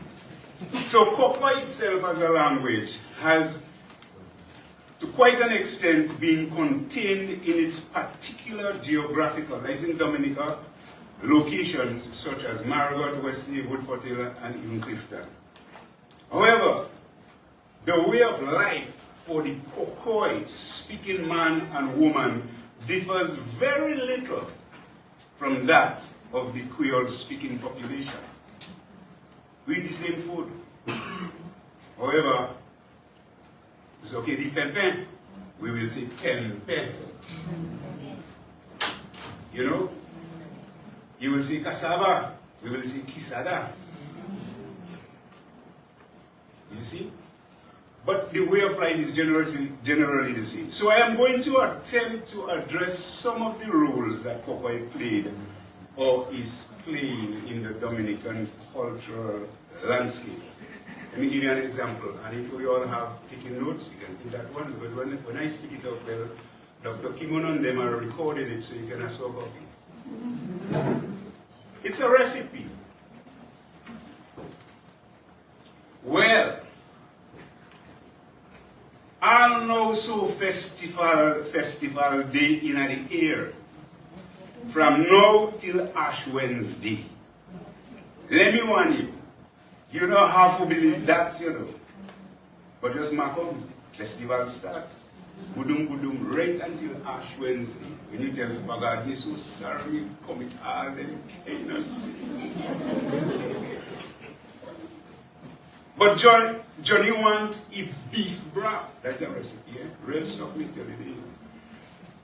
Johnny wants a beef broth. Now, beef broth, our special summer, we are in our Wesley. Christmas time, when man kill cattle. No pig, you can make what beef broth with pig meat. It must be what cattle. Yeah. But how you going to make that now? Well, first of all, the cow have to dead. Excuse me. They have to kill the cow. Alright?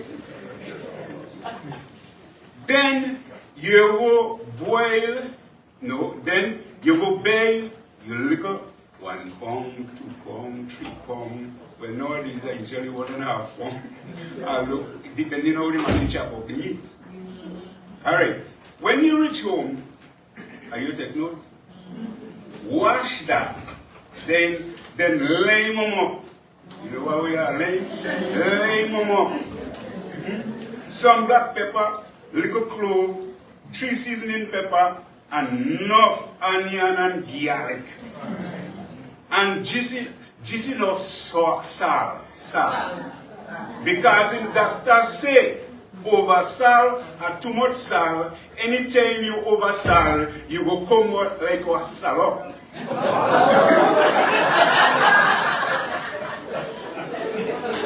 Off the record.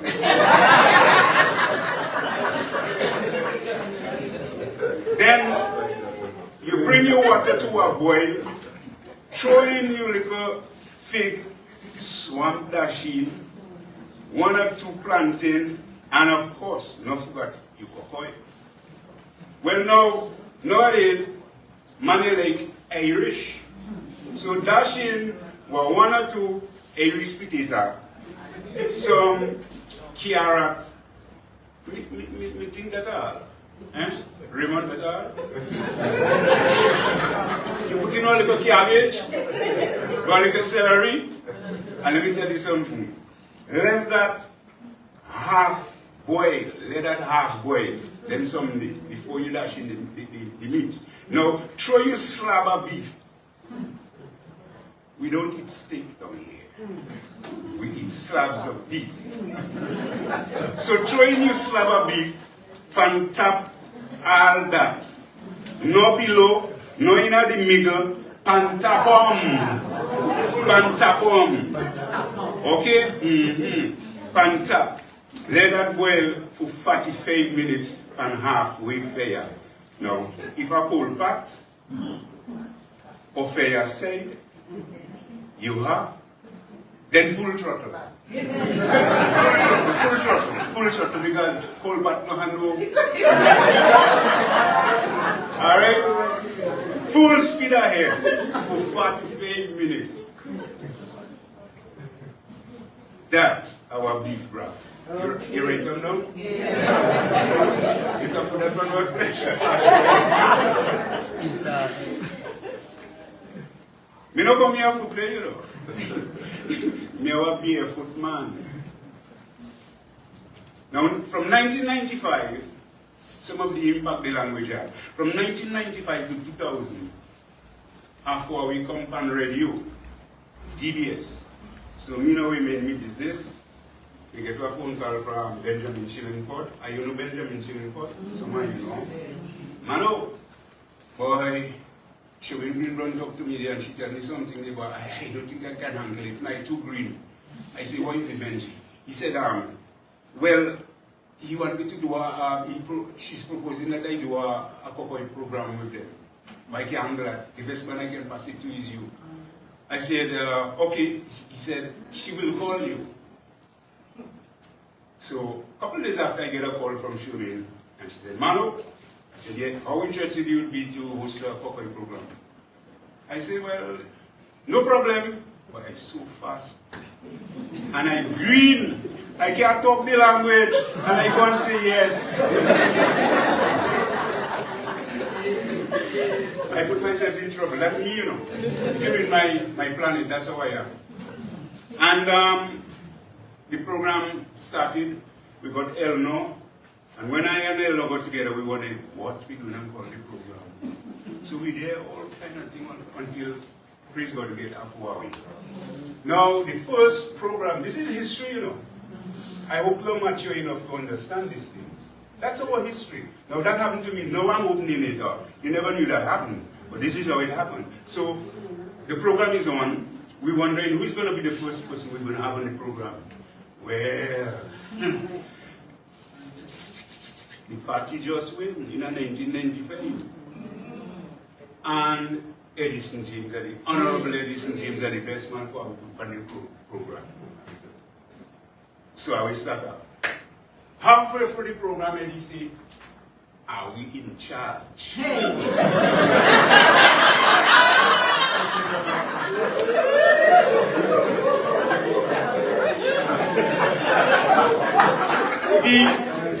the lady were really asked ask for the program company here, where you live now, Edith Bellot Ali, because he depend on the board at that time. And he say, well, we can just have the Kwéyòl and then, you know, if they get some. So, he meet me up and he said, man, you make a blunder there, you know. And I say, what blunder? She said, you don't hear what the man say? Are we in charge? For the non-Frampton, start getting telephone call. One day in here, the bourgeoisie class and them start calling and say, what nonsense they have on you. That is backward English, that is broken English. We don't want that. For the non put a packet and he tell them, he threaten them. And the program start going on. And it's going on.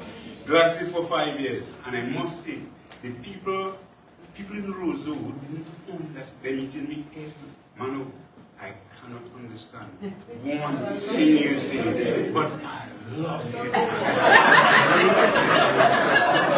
So you see, if we keep the meaning Kokoy and Kokoy goes out, we're gonna miss a big ingredient in the local, in the local graph. We're gonna miss it.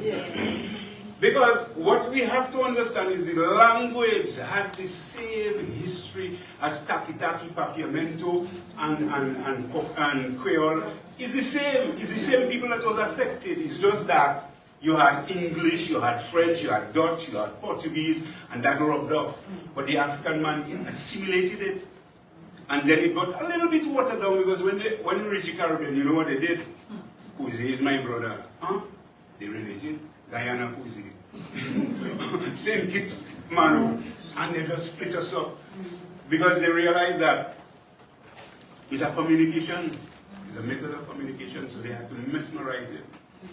So, we had Eleanor Roberts, we had Margaret James and myself, and it became a people's program. It was non-political. We made sure that it was non-political because any nigger we call in and start talk politics, you say, excuse me, off air, we don't entertain those things. Non-religion. And then we saw a segment called 1 or 2 Kokoy Word, where we used to throw out the word and teach them and, you know, start going. Well, government change, new board of directors, them say they don't want that thing or something on the radio.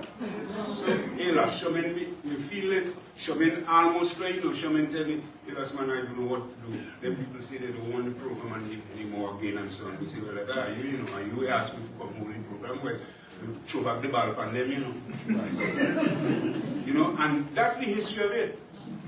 I could be given blame for not holding the fort, you know. So, the theme song that was sung was called Camilla, and that was by Anthony Gossi, right? And then, you know, Black Affairs also from Maragot used to play Kokoy songs, and the people enjoyed this very much. Another thing that used to affect is Kokoy speaking people used to hold excursions, going to particular communities in the island at those times there. La Salette, that's how I got to know Point Michel. Every time he's a Catholic boy, here we go La Salette. We myself can't talk Kwéyòl, they just there. La Salette. Then St. Anthony to Karim. And 2 truckloads, you know, from Wesley. Maragot joining up too. And with their excursion, and of course, you know, what happened? A lot of people got married in between. Somebody seen one another. Even though they can't understand one another. So we had St. Peter's in Calabishi, and we had Isidore in Granby and Saint-Sauveur. So there was a lot of exchanges and people and discussions, you know. And another one was the estates. Londonderry Estate, Hackington Estate, yeah, and Woodford Hill, and a lot of people from Granby migrated as workers into those places. And they started speaking, well, last joke, they said,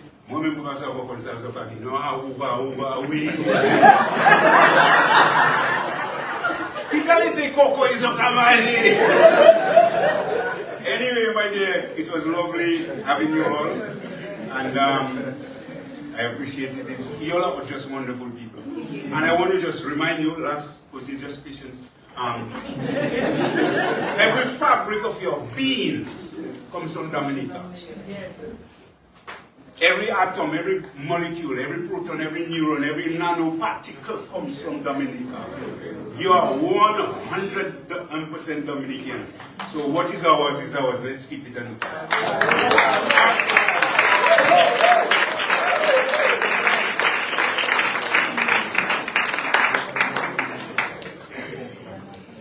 Thank you very much, Manu. So tonight is the most wonderful night. And Raymond and Ophelia and also Manu. I would like to open the floor for a little while for a few questions. If you have particular questions, I'll try to get your attention. And also we have a roving mic. It's going to go around. And while we do all of this, also we have Karis from parliamentarian who's going to sing us some Kokoy tunes as well. I hope he's here in the house. He's a calypso here. All-time calypso. You will write last seat in the memory. Can I get your attention? Everybody would like this question? One, and then two.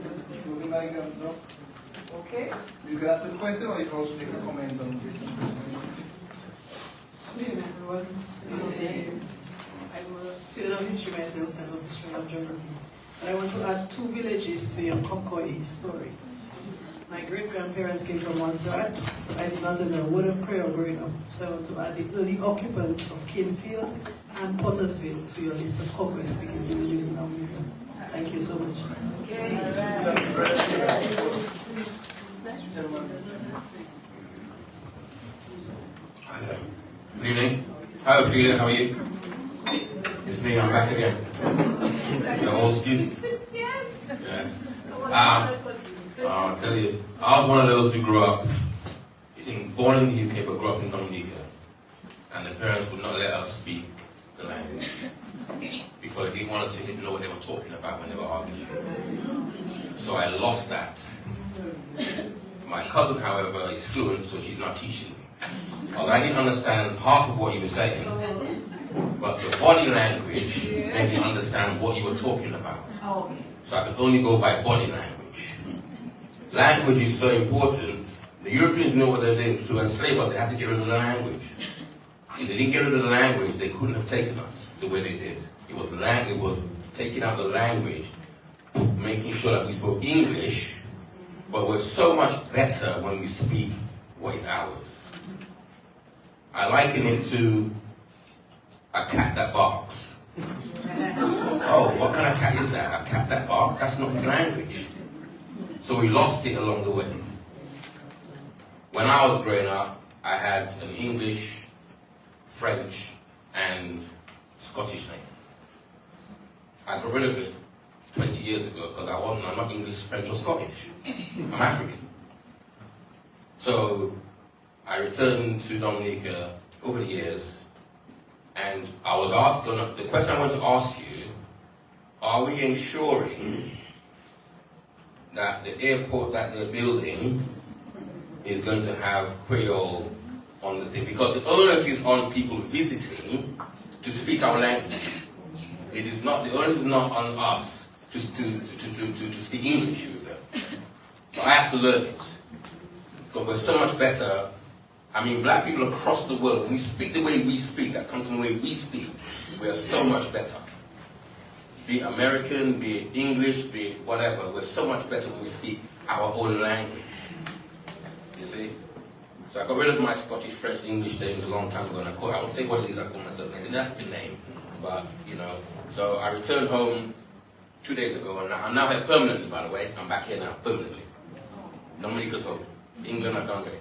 Thank you.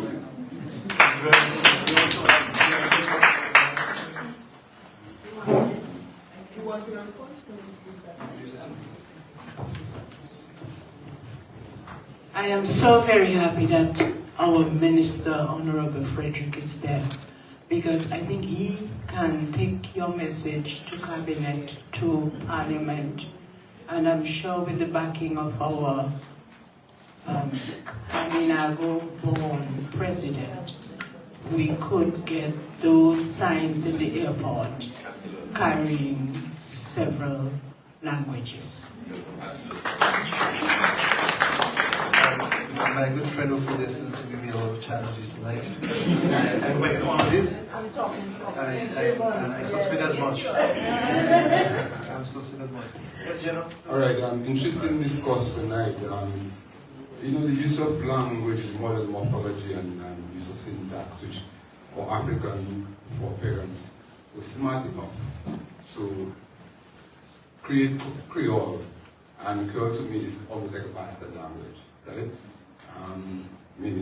My meaning is that it has Kalinago words in there, French, and African words. And looking at the African movies, the Nigerian movies, I can see a lot of mannerisms. For example, when they beat their hands together, instead of going fia. They also got in the African movies. Right? Waiku, Mereki, Hanyon, Waiku, Mereki, Tuni. Waiku is a Kalinago word for rags. Right? Anaye Otilala Wayo, right? As Kalinago was there, also Bantu word. In the African movies, they say, I am Rio, right? We say Anaye Otilala Wayo. Anaye was Orion's brother. So they were asking Anaye, Oti, where is? Yeah, mother, right? Why, where is she? Alright? So the language keeps on evolving, and my take is that of malapropism and the misuse of word. For example, our new music, Bouillon. When I grew up in Ghana, we coffee, you can tell that, right? That Bouillon is what you put to the pigs, right? What you say to the pigs. Amen. Amen. Right? Yeah.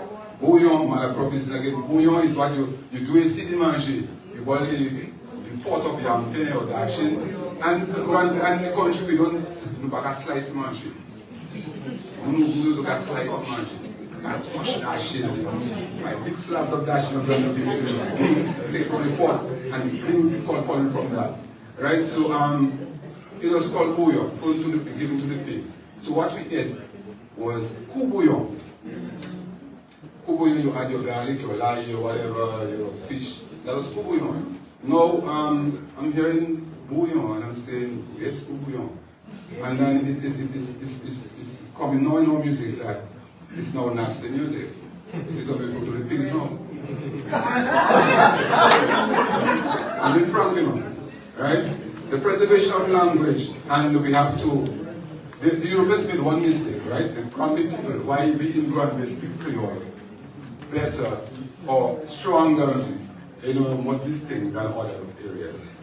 The mistake that they made, they didn't divide us when it came from Africa. It came from Africa, Barbados, straight into Granby. So if myself did pious hymn from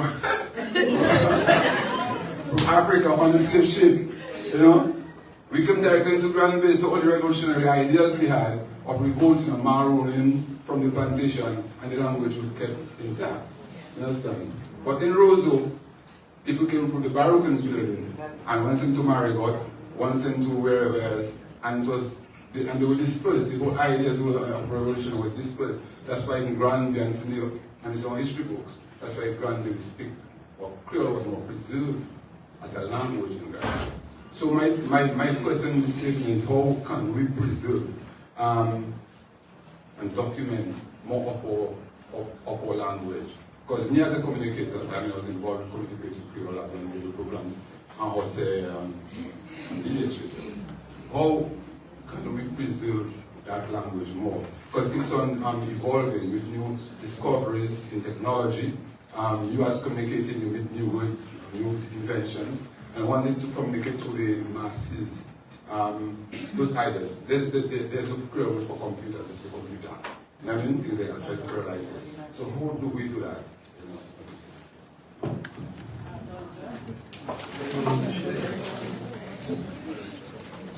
Thank you very much. Jeno, I want to suggest that you continue what you're doing, because you're a writer, you didn't say that. So continue writing in Creole. Give us all of those, well, Brigadex belongs to Sonia and her team, but give us all those sayings that you know exist in Granby that we can share throughout, not just Dominica, but the rest, because a lot of people are listening to us tonight. People from Boston, people from, even people from Miami. We have people from Antigua listening to us. We have Guadeloupe listening to us. And the other people who talk Creole listening to us. Because a lot of people, we are having this tonight. So kudos to Ms. Joseph and Dr. Joseph, sorry, and Dr. Kazimi. I mustn't forget you and the rest of the team. So that's one of the things. I believe too we have to understand the value of the cultural links, and we have to encourage everybody to understand that Creole, as you said, is not just the syntax, but it's the tribe, the soul of the people. And when our younger people can relate in a more positive way, I think, to the Creole, they will keep it going. I think the keeping going has to do with how this coming generation deals with the Creole. I learned Creole in a house where I had mother, father, grandmother, grandfather. They talking Creole, they used to call it patois, and they used to think I didn't understand. But we still think children stupid. They do understand. Sometimes they use the words in a different way from how we use them. We have, for example, we say la mer for the sea. But sometimes they say la mer when they mean la main. Okay? And that in, which Sonia, our linguist, will call the nasal sounds, seem to be going. But we can encourage them, or we can show them that we know that they want to say la main as opposed to la mer. La mer is sea, la main is hand. So to me, each one of us here has to be a resource person, somebody to promote and preserve. Yes, Carol, I'm talking to you. I'm talking to my friend from Kokoy. I'm watching you all. I forget names, but I don't forget faces. And I'm looking forward to you also telling us some of the things that we can do. I was talking about the cultural attachment, and we have to give English its side, I agree. But we cannot use English every time to stifle the Creole. That's why I listened to my husband and made an attempt to do nearly everything tonight in Creole. You can give him a round of applause. And he was born in Wesleyan, so I thought somebody was showing what's that for me. But he didn't used to come to Lassana. And there are other ways. It's just make it known, talk about it. Government, government has to show regular support for it. Because an official, not necessarily this government, every government should show the support, should try to get it into the places that I mentioned, like the banks, the legal system. Already we have some of the books of the Bible translated in Creole. So, get it to where it is important so that people can say, hey, that's not something we can put on this side. Mr. Lawrence, with your permission, I'll say that Ridge asked us to help him write Kwéyòl for his songs. So when you hear it coming, don't vex.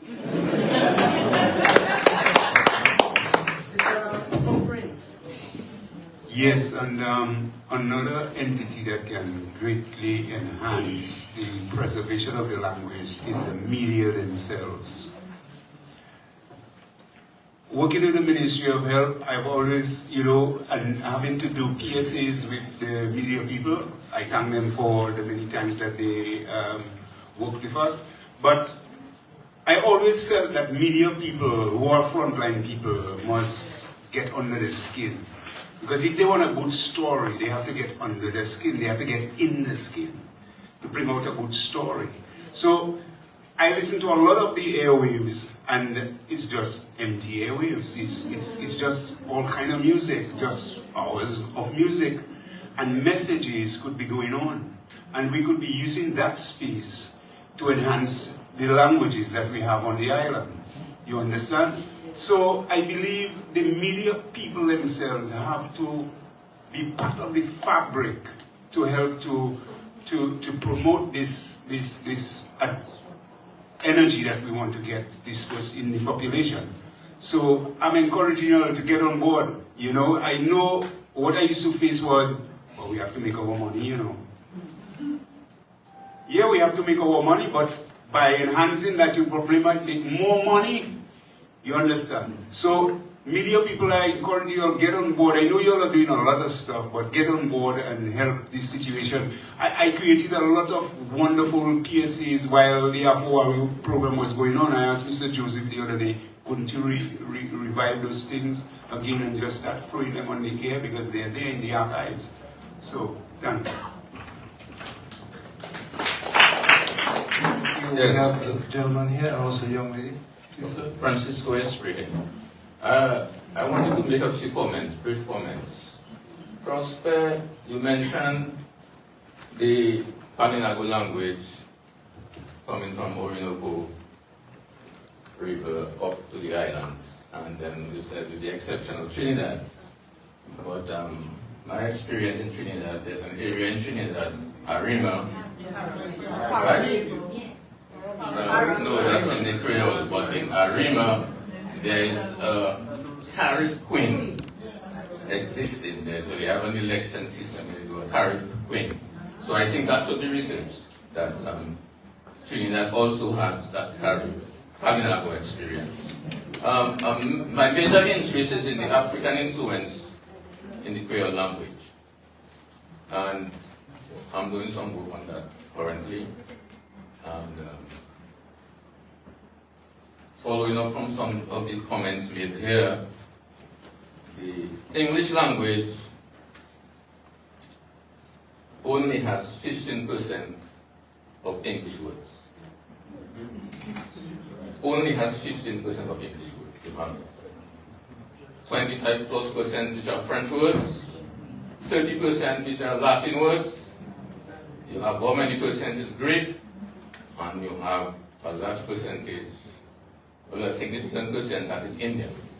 So the Creole language is no different. We have Kalinago words, we also have French words, and a significant amount of the French words was not the official French or the written French, was from the patois French.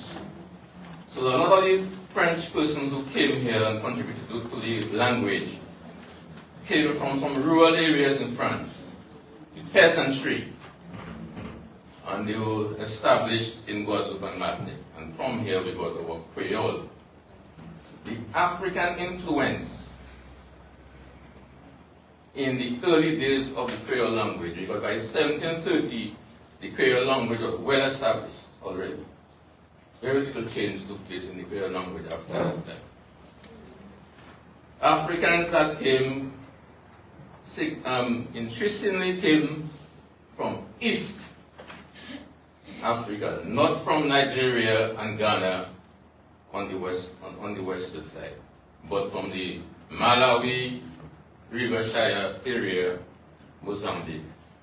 And a significant percentage of the words that are African in the Creole language from the Chewa language. So we have that influence, and I think we should do some more work on that to understand how we arrive at the present language. For the Kokoy, I don't know if anything has been done in relation to the last Africans that came here at the end of slavery, which is in 1867. On the Don Francisco, we had that 433 persons that came, and we know the Africans, people who carried the surname Africa in Wesley, they were one of the groups of persons that were on that boat. And it would be interesting to find out, did they make, are there words, because it's not long ago, it's just 170 plus years ago. That's 200 years? Just 200. That's not long. We don't have language not long ago. They might have made some input into the language there, and I would really like to know if there are words in the Kwéyòl language, in the Kokoy language, that indicate some kind of roots in the African language. Thank you.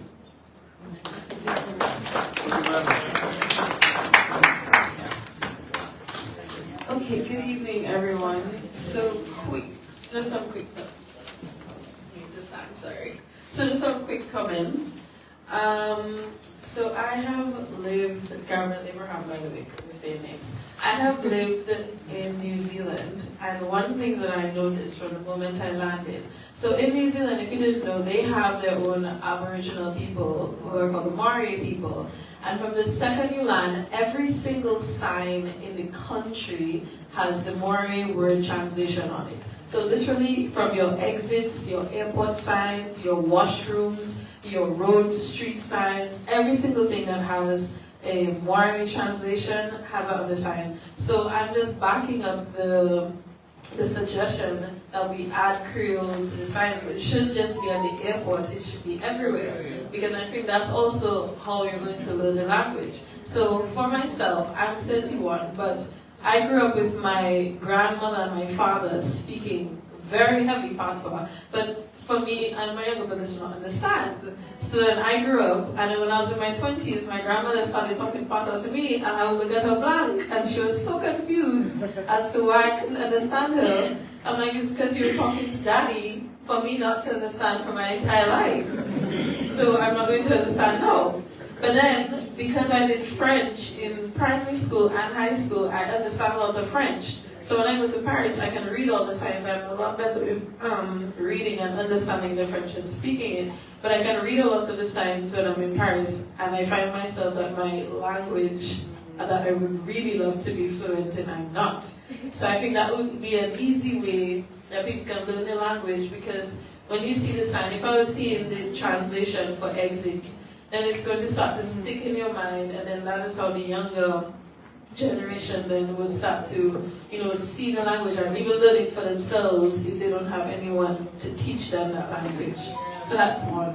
And then two, I don't know if anyone has ever studied it, but now that I live in Jamaica, I find that the Kokoy sounds almost identical to Jamaican patois. Yes, so I don't know if there's definitely some relation there that I think we could probably look into, for the history of it. And also the books. You mentioned one on Amazon, I looked it up, I found it, but are any of the other books on the dictionary, are they available on Amazon and just available for purchase generally? Not yet? Okay. What's that? We're working on it. Okay. Thank you.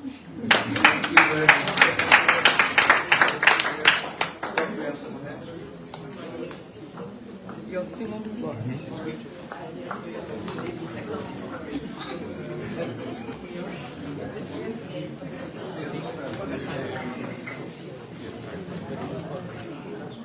Well, there are ways that we can do things, and we know music sticks with us. So I am just going to give you a little piece of something that Sisi Cordero wrote. I never saw the woman in my life, but I know the song. Beke étranger qui vini Dominica, ple parler patois pays nous. Mais Jean Roseau qui leve et si chef cadio pas qu'à comprendre patois. Mes enfants, moi qui témoigne de ça. Moi, haï yon langage mal prononcé. Mwen sim yetan, oti lao sorti ki child where there you come out from. And se moun na ka sorti alon ka pale an kalite kopni. Se ani le kwa bla mode yo ki yo ka chanje an tizing patwa. Mes enfants mwen kite mwen yo sa. Se le pou nou fini beti sa. Se enitil ou di quiz di ois mwen ani konet pou pije zye.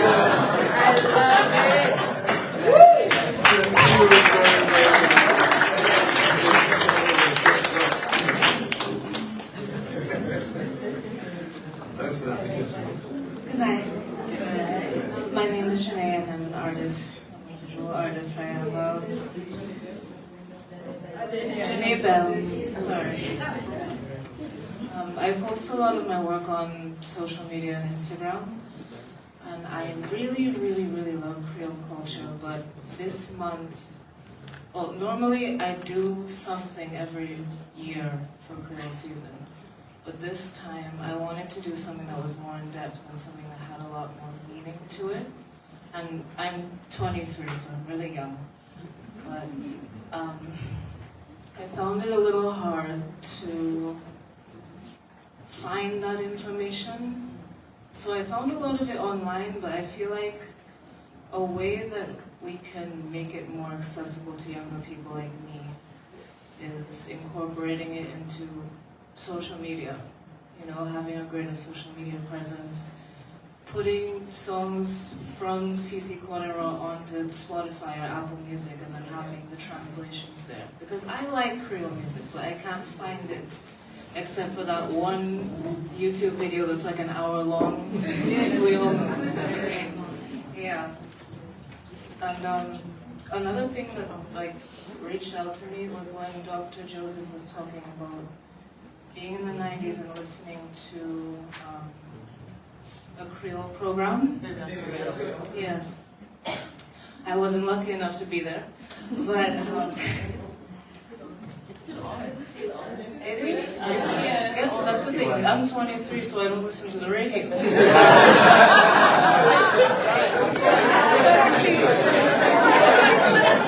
We're all on Instagram and TikTok right now. You're online? Well, we're not on Facebook. So, like, is there a way for it to be on an Instagram account or like a TikTok? Because that's where everybody is right now. I think if you really to just make it exciting and find where the younger people are, because they want to know about it.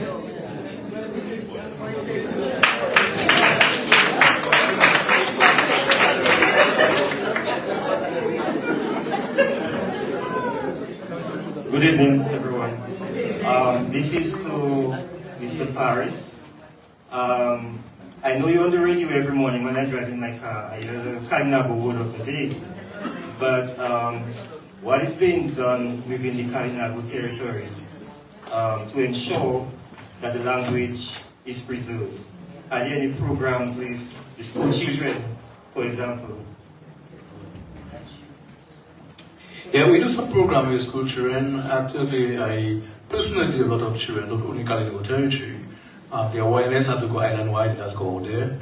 I got calls every day from different teachers, especially this week, which is called Kalinago Week in the Ministry of Education. A lot of teachers and children call me. In the Kalinago territory itself, we are working to combine, it's a bit work. We had limited resources before. Right now, a lot of people are in research, right? So we just put things out there. Don't ask, what is the word for that? Off my head, I don't say it. I say, I have to research it to make sure it exists. When I give you a word, it's not staying with you. It goes to you, print it, you take it and make a viral feed, put it on Facebook, everywhere, and somebody have a wrong impression. So, my colleague and myself is Gerald, which we share that radio program. And then we meet and discuss because they're not only Dominican. There's a new book called The Introduction of Kalinago Language for the Caribbean, which is done by a Puerto Rican. which is in the Neri because the language of the Taino were enough already. So it's now standardizing a language that will be spoken all throughout the Caribbean. You will see 3 different maps coming, for example, from Trinidad, and different people will say, this is the original map of the Caribbean. Some of them has Arawakan names, some of them have Carib. But we have done, we have initiated in the Kalinago territory for the last 10 years what they call the Spelling Bee, Kalinago Word Spelling Bee competition, inter-school competition. That is going to help. We have introduced what they call naming initiation that will enhance people. I thought that was a more easy and informal way. So if you get 100 your friends, 10 of your friends have Kalinago names, that is 10 names you can return your friend. And I asked them to please use it as your Facebook page name so that we can see you there, and some people are using it. So we try to use the media for that, and we have been compiling names and watch for the meaning and make sure that when we get ready into the school system that we do the right thing and it is compatible with what all the Caribbean researchers are doing.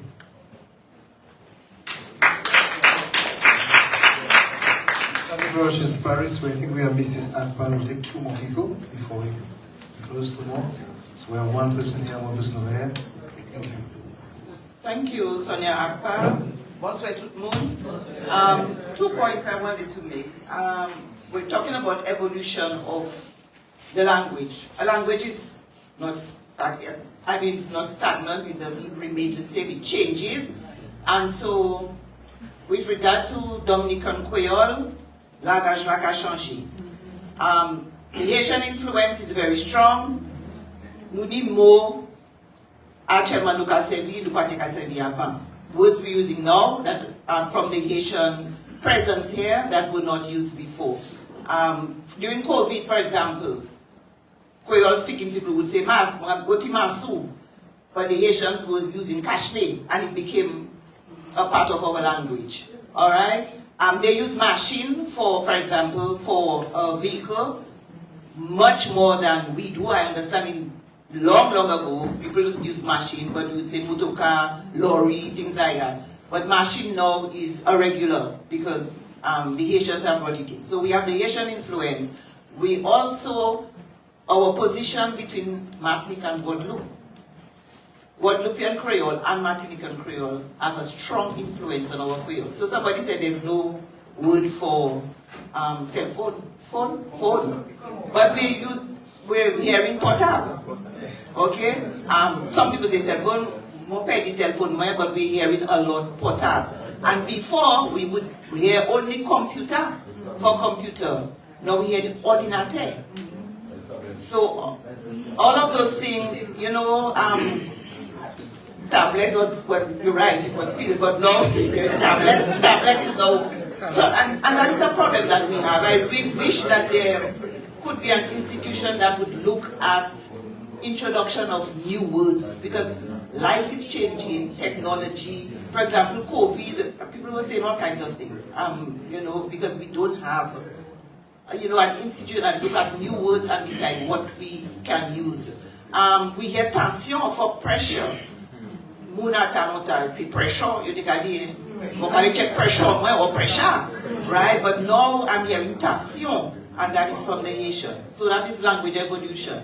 The second thing I wanted to mention, I mean, Janae was making a very good point that we have to find a way to reach the young people. I mean, you have to ask with Facebook. I thought Facebook was modern for young people. Ask with Facebook. But I just wanted to say that to mention an initiative taken by 4 students at Dominica State College for an advertising course where they decided to do a campaign to promote the Kwéyòl language, and they've created a WhatsApp chat group. And it is fascinating. I mean, they post a proverb every day, a word, a sentence, and so that is maybe, you know, a way that a group that you can join to learn. I'm very proud of those young people. They started with about maybe 8 people, and the group is now almost 50 in a few days. So you can see that the young people want to learn the language, and we have to know, even as KEC, we have to change our modus operandi so that we can help them. One question for Mr. Kokoy. Prince, Mr. Prince. I'm just wondering if languages in contact in Dominica, are there any Kwéyòl words used in the Kokoy language? Because I know in some communities, there are some people who speak both Kokoy and Kwéyòl. So I was just wondering, you know, if there are any Kwéyòl words being used in the Kokoy language. Thanks. Well, it's nothing that I really am acquainted with. Probably Greg, who is there, who's going to give us a little performance, will probably say something on that. So sorry to put you on the spot, but I'm sure like nouns and places and things like that, you know, we would use. But in terms of, well, I mean, there was one word that we used some years ago, and that was a slang to express the sentiments of the people at that time. Goai. Goai is a Kwéyòl word. Goai is chickens in a thing. No, just to give you another joke, you know, I went by Fresh Market the other day, and I was looking to buy a pack of chicken feet, and there was a lady on the other side, and when I picked it up, I checked exactly 8 chicken feet, kept pull in the package, people, and I watched it, it was $11 and change. So I turned to the lady, I said, Garçon, that is Goaye. You know, so that was a word that we used, you know, so it comes in like that, probably by slangs and so on, but as regards to the normal conversations that we hold, very little. Thank you, Mr. President. Hi, good evening, everyone. My name is Michael Lees. I'm the president of the White Kokoy Artists Association. Actually, it was very nice to hear that it is indeed White Kokoy, because we've had this debate, and having that nailed down was fantastic. Thank you, obviously, to you and all the panelists. I just wanted to say a very quick announcement that the White Kokoy Artists Association is going to be having an exhibition in December 7th, that I think would interest you all. It's called Echoes of Resilience, Fighting Cultural Loss and Global Oppression. And I think it's a really exciting time, both in Dominica and worldwide. And I think people are waking up to the idea that it's nothing to be proud of to be colonized or to speak English, and to re-tap into our own cultures. And I think that hopefully we're going to add our part through the visual arts, as well as having discussions and panels. So we hope to see you all there. Thank you so much.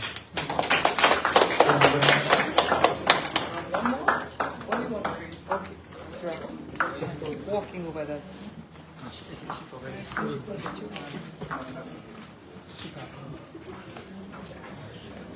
Yes, good evening.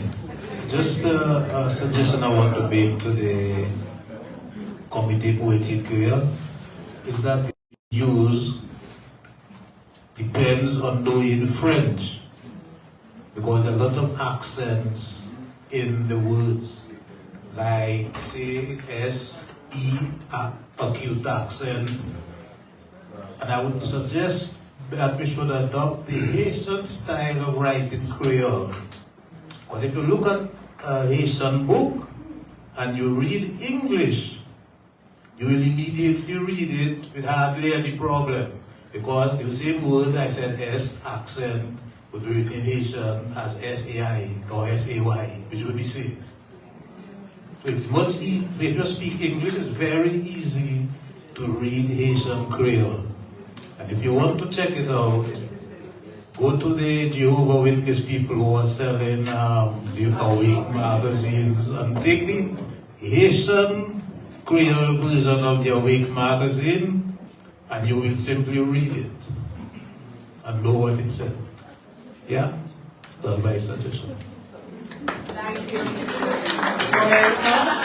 Father had his hand up, so if you just allow that one more, I'd be grateful. Thank you. Justice Thomas, before KEC and I began to write in Creole, I use the English-French method. Now that we have accents, I use that's much easier for me. But what I want to say regarding the media, I think if we want to promote Creole language, we must write it properly. I mean, there's specialists in the Creole language, and it hurts me when I see some ads on the on TV, newspapers, not properly written. And with all due respect to those of GIS, I was a little angry one day when someone was reporting in Creole, and the Creole was written just really, it was really poorly, badly written. So we have to write proper Creole in order to help people to relate properly.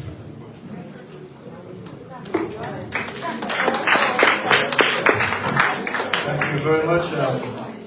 Thanks for your patience with me, and thanks for having me at this very important occasion here. Kimon, I will hand this over to you. We have Gregory tuning up, all tuned up. Take it away, please.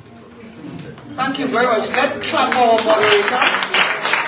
This is a wonderful result. Thank you very much for moderating our panel discussion, and thank you to our panelists as well. As a little treat for you tonight, before we go into the vote of thanks, we have asked Mr. Gregory Rivera Caressa, who is a housing consultant in the Ministry of Housing, to sing us a little Kokoy song. And he has agreed to do that for us. And so we invite Gregory to come forward. Please give Gregory a clap.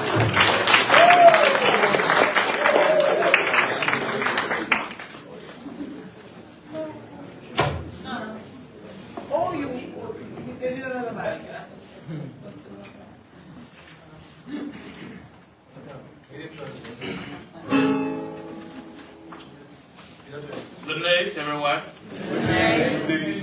Madam President. Do you need another mic? Or are you okay? I think the guitar can project. Oh. When you hear my guitar? Yeah. Not really actually the guitar is supposed to be an accompaniment. You're not really supposed to hear. Okay. First of all, I must say thank you very much for inviting me to do a little Kokoy song. And I was happy when Mr. Prince mentioned that Kokoy is not broken English. There is English, there is broken English, and there is Kokoy. So, for example, I am here. That is English. I is here. That's broken English. Midea. That's a Kokoy.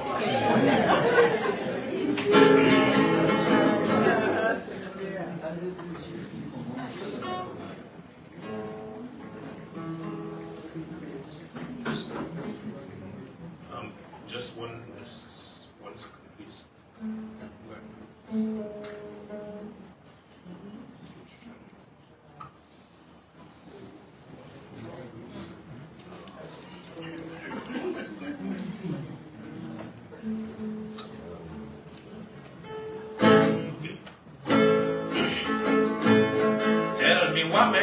Tell me what man, what for crucifix, Kokoy. Tell me what man, you are for crucifix, Kokoy, when you mano. And you no afu away, everybody know. Hiki nigga no, Antigan lay come, Jamaican lay come, in a way, you can crucifix. Better learn sing, pray, and talk. In a way, you can crucify. Oh, in a way, in a way, you can crucify. In a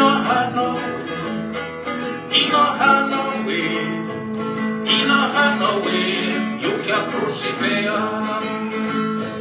Anytime you talk to English, he never crucify. When me talk me Kokoy, you have a problem with them. Tell me what man you want for crucify me, Kokoy. Tell me what man You are for crucify me Kokoy when you mama know. And you papa know away, biggie nigga know. Everybody know, Auntie can lay come, Jammy can lay come. In your hand away, you can crucify.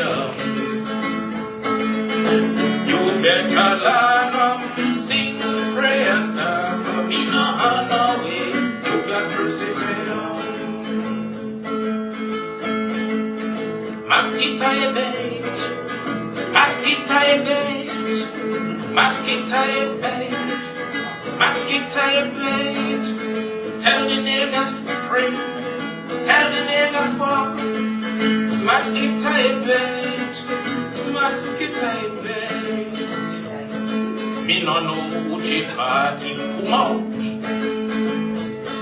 but I me no dengue debout.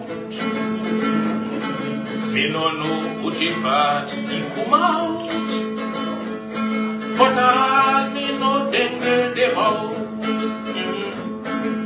Friends tell me, I the water when he breathe up for mosquito, and all what me try, I was slapping on me face. Me can't tap the mosquito rays.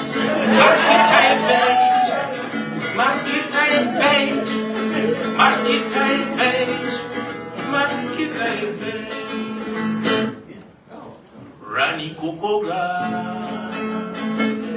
but he matter day. Them when not hold fast, no go start today. So before you nyam your vehicle, get one matter and one kisser, pump this up yourself before you hold fast your bath.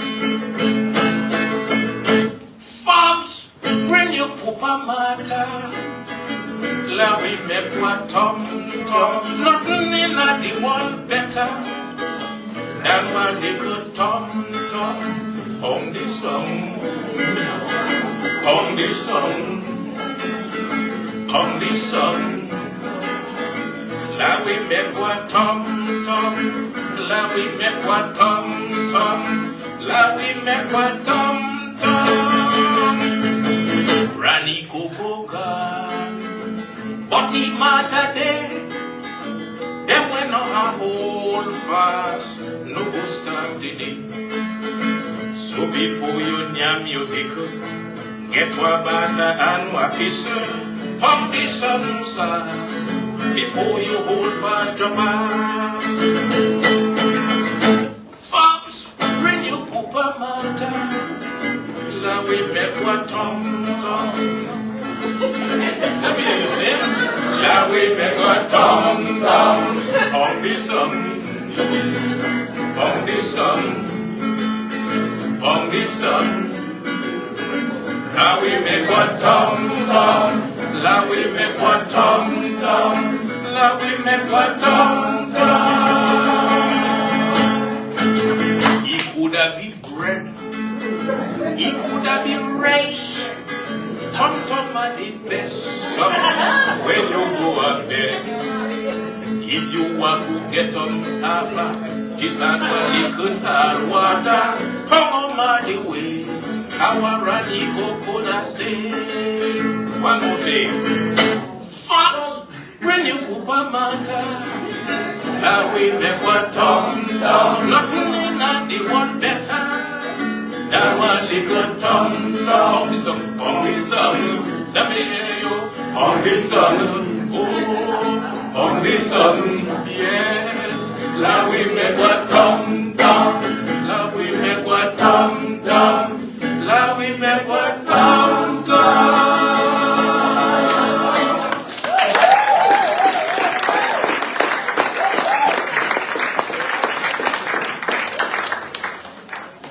Took me a few seconds to realize it's too tall.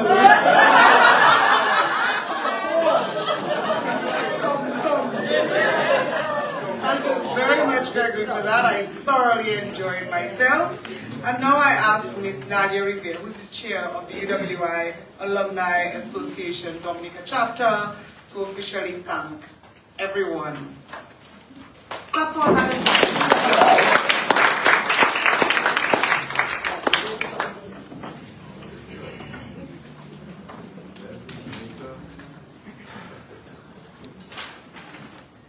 Your Excellency, Mrs. Sylvanie Burton, President of the Commonwealth of Dominica, and Mr. Gilbert Burton, Dr. Kimon Joseph, Head of the UWI Global Campus, and staff of the UWI Global Campus, Mr. Ulson Matthew, Chief Cultural Officer, Division of Culture, and staff of the Division of Culture, Honorable Kokoy Frederick, Minister of Environment, Rural Modernization, Kalinago Upliftment, and Constituency Empowerment, and tonight's moderator, Monsignor Eustace Thomas, priest of Our Lady of Fairhaven Parish, our panelists, Mr. Prosper Paris, Mr. Raymond Lawrence, Mrs. Ophelia Marie, and Mr. Emmanuel Prince, audience members in the auditorium, and those joining us live via DBS Radio, Carry FM, and Emonews,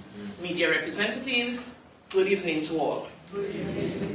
I am honored to give the vote of thanks this evening on behalf of the Alumni Association of the UWI Global Campus Dominica.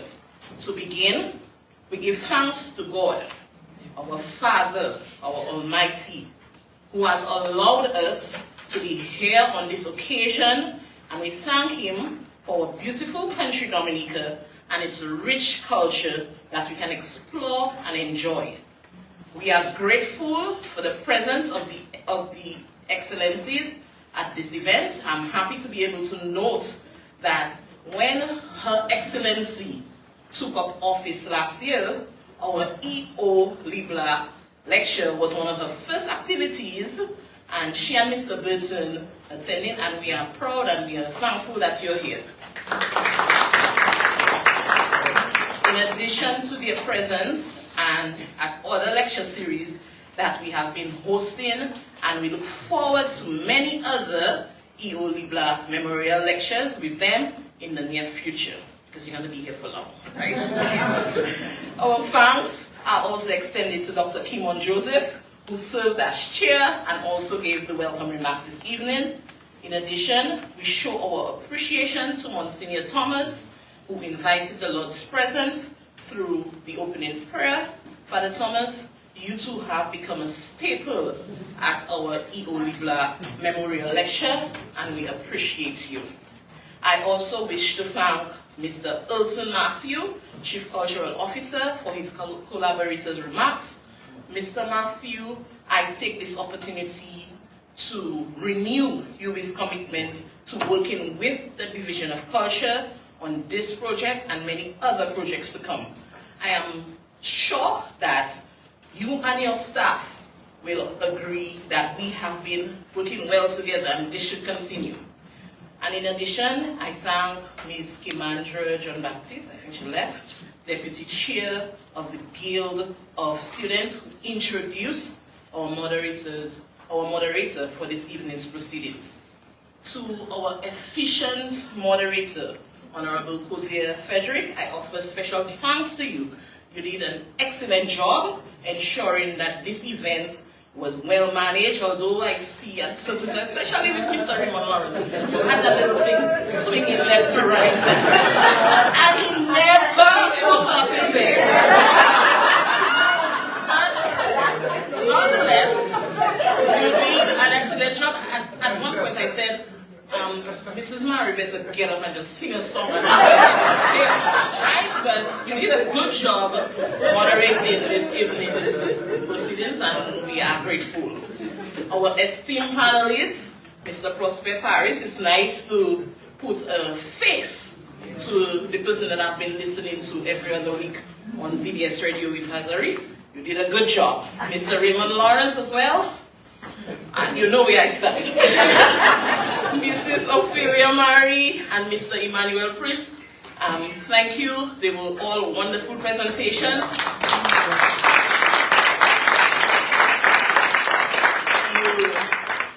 you each managed your subtopics very well, and your points were clear, they were concise, and they were well organized, and your love for Dominica's languages and other aspects of Dominica's culture are truly evident. And personally, I should have a little piece of everything, because I think I'm Caribbean in one aspect, I think I'm Kalinago in one aspect, I have a little something in my hair. My grandmother was actually from Wesley, so I should know a little something, although I don't. And my parents, they actually used to do the same thing, where they used to speak the Korean. I think I don't understand. To a certain extent, I don't speak it well. I can speak a little bit of it, but I understand it very well, right? So thank you for what you have done first with your presentations this evening. We are sincerely grateful for all the presentations by the Carifuna Cultural Group, the Karina Cultural Group, and Mr. Gregory Vale, my cousin up there.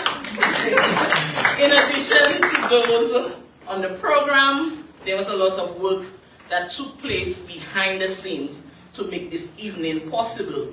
And so, with your permission, we would like to offer gratitude to the staff of the UWI who prepared the programs, who wrote the letters, who made the calls, who prepared the room for us.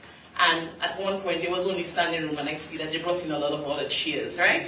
So we thank you. Moreover, we thank our team of technicians, Mr. Lyndon Lestrade, Mr. Javed Seaman, and the technical teams of DBS, Kyrie, for all their hard work. I must say a special thank you to Mrs. Delia Coffee Weeks, who assisted with the Kwéyòl head tie-in for this evening. Good job. And don't forget to give back the cloth. Right? And to you, our wonderful audience, both in the auditorium and to those who listen via the media sources, I offer our sincerest thanks to you, our students and alumni and friends. Many of you participate in the UE events throughout the year, and we appreciate you.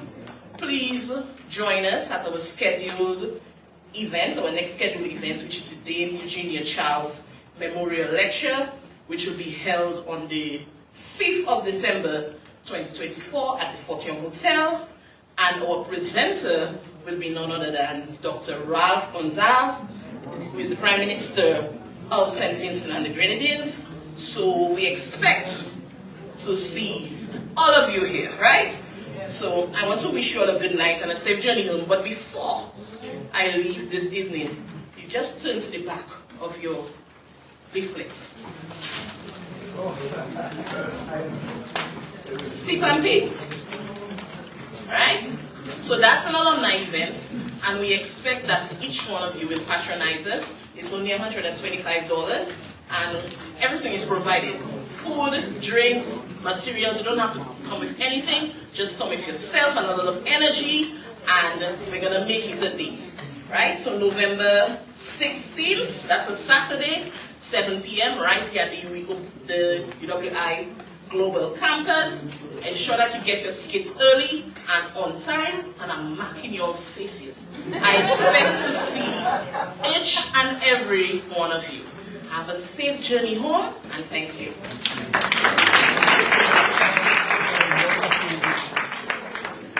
And as I always say, it's the job of the chair to thank the person who gave the vote of thanks. So I offer my thanks to Nadia, and I invite you all now to stand as we recognize the departure of Her Excellency and feel free to stay and mingle a bit with us. We are very grateful for your presence.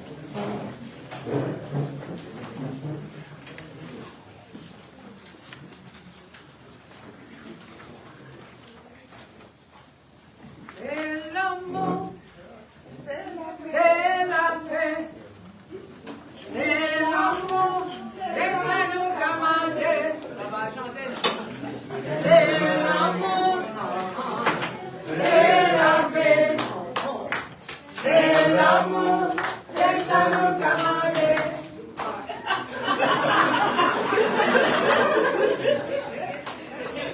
sending love to you.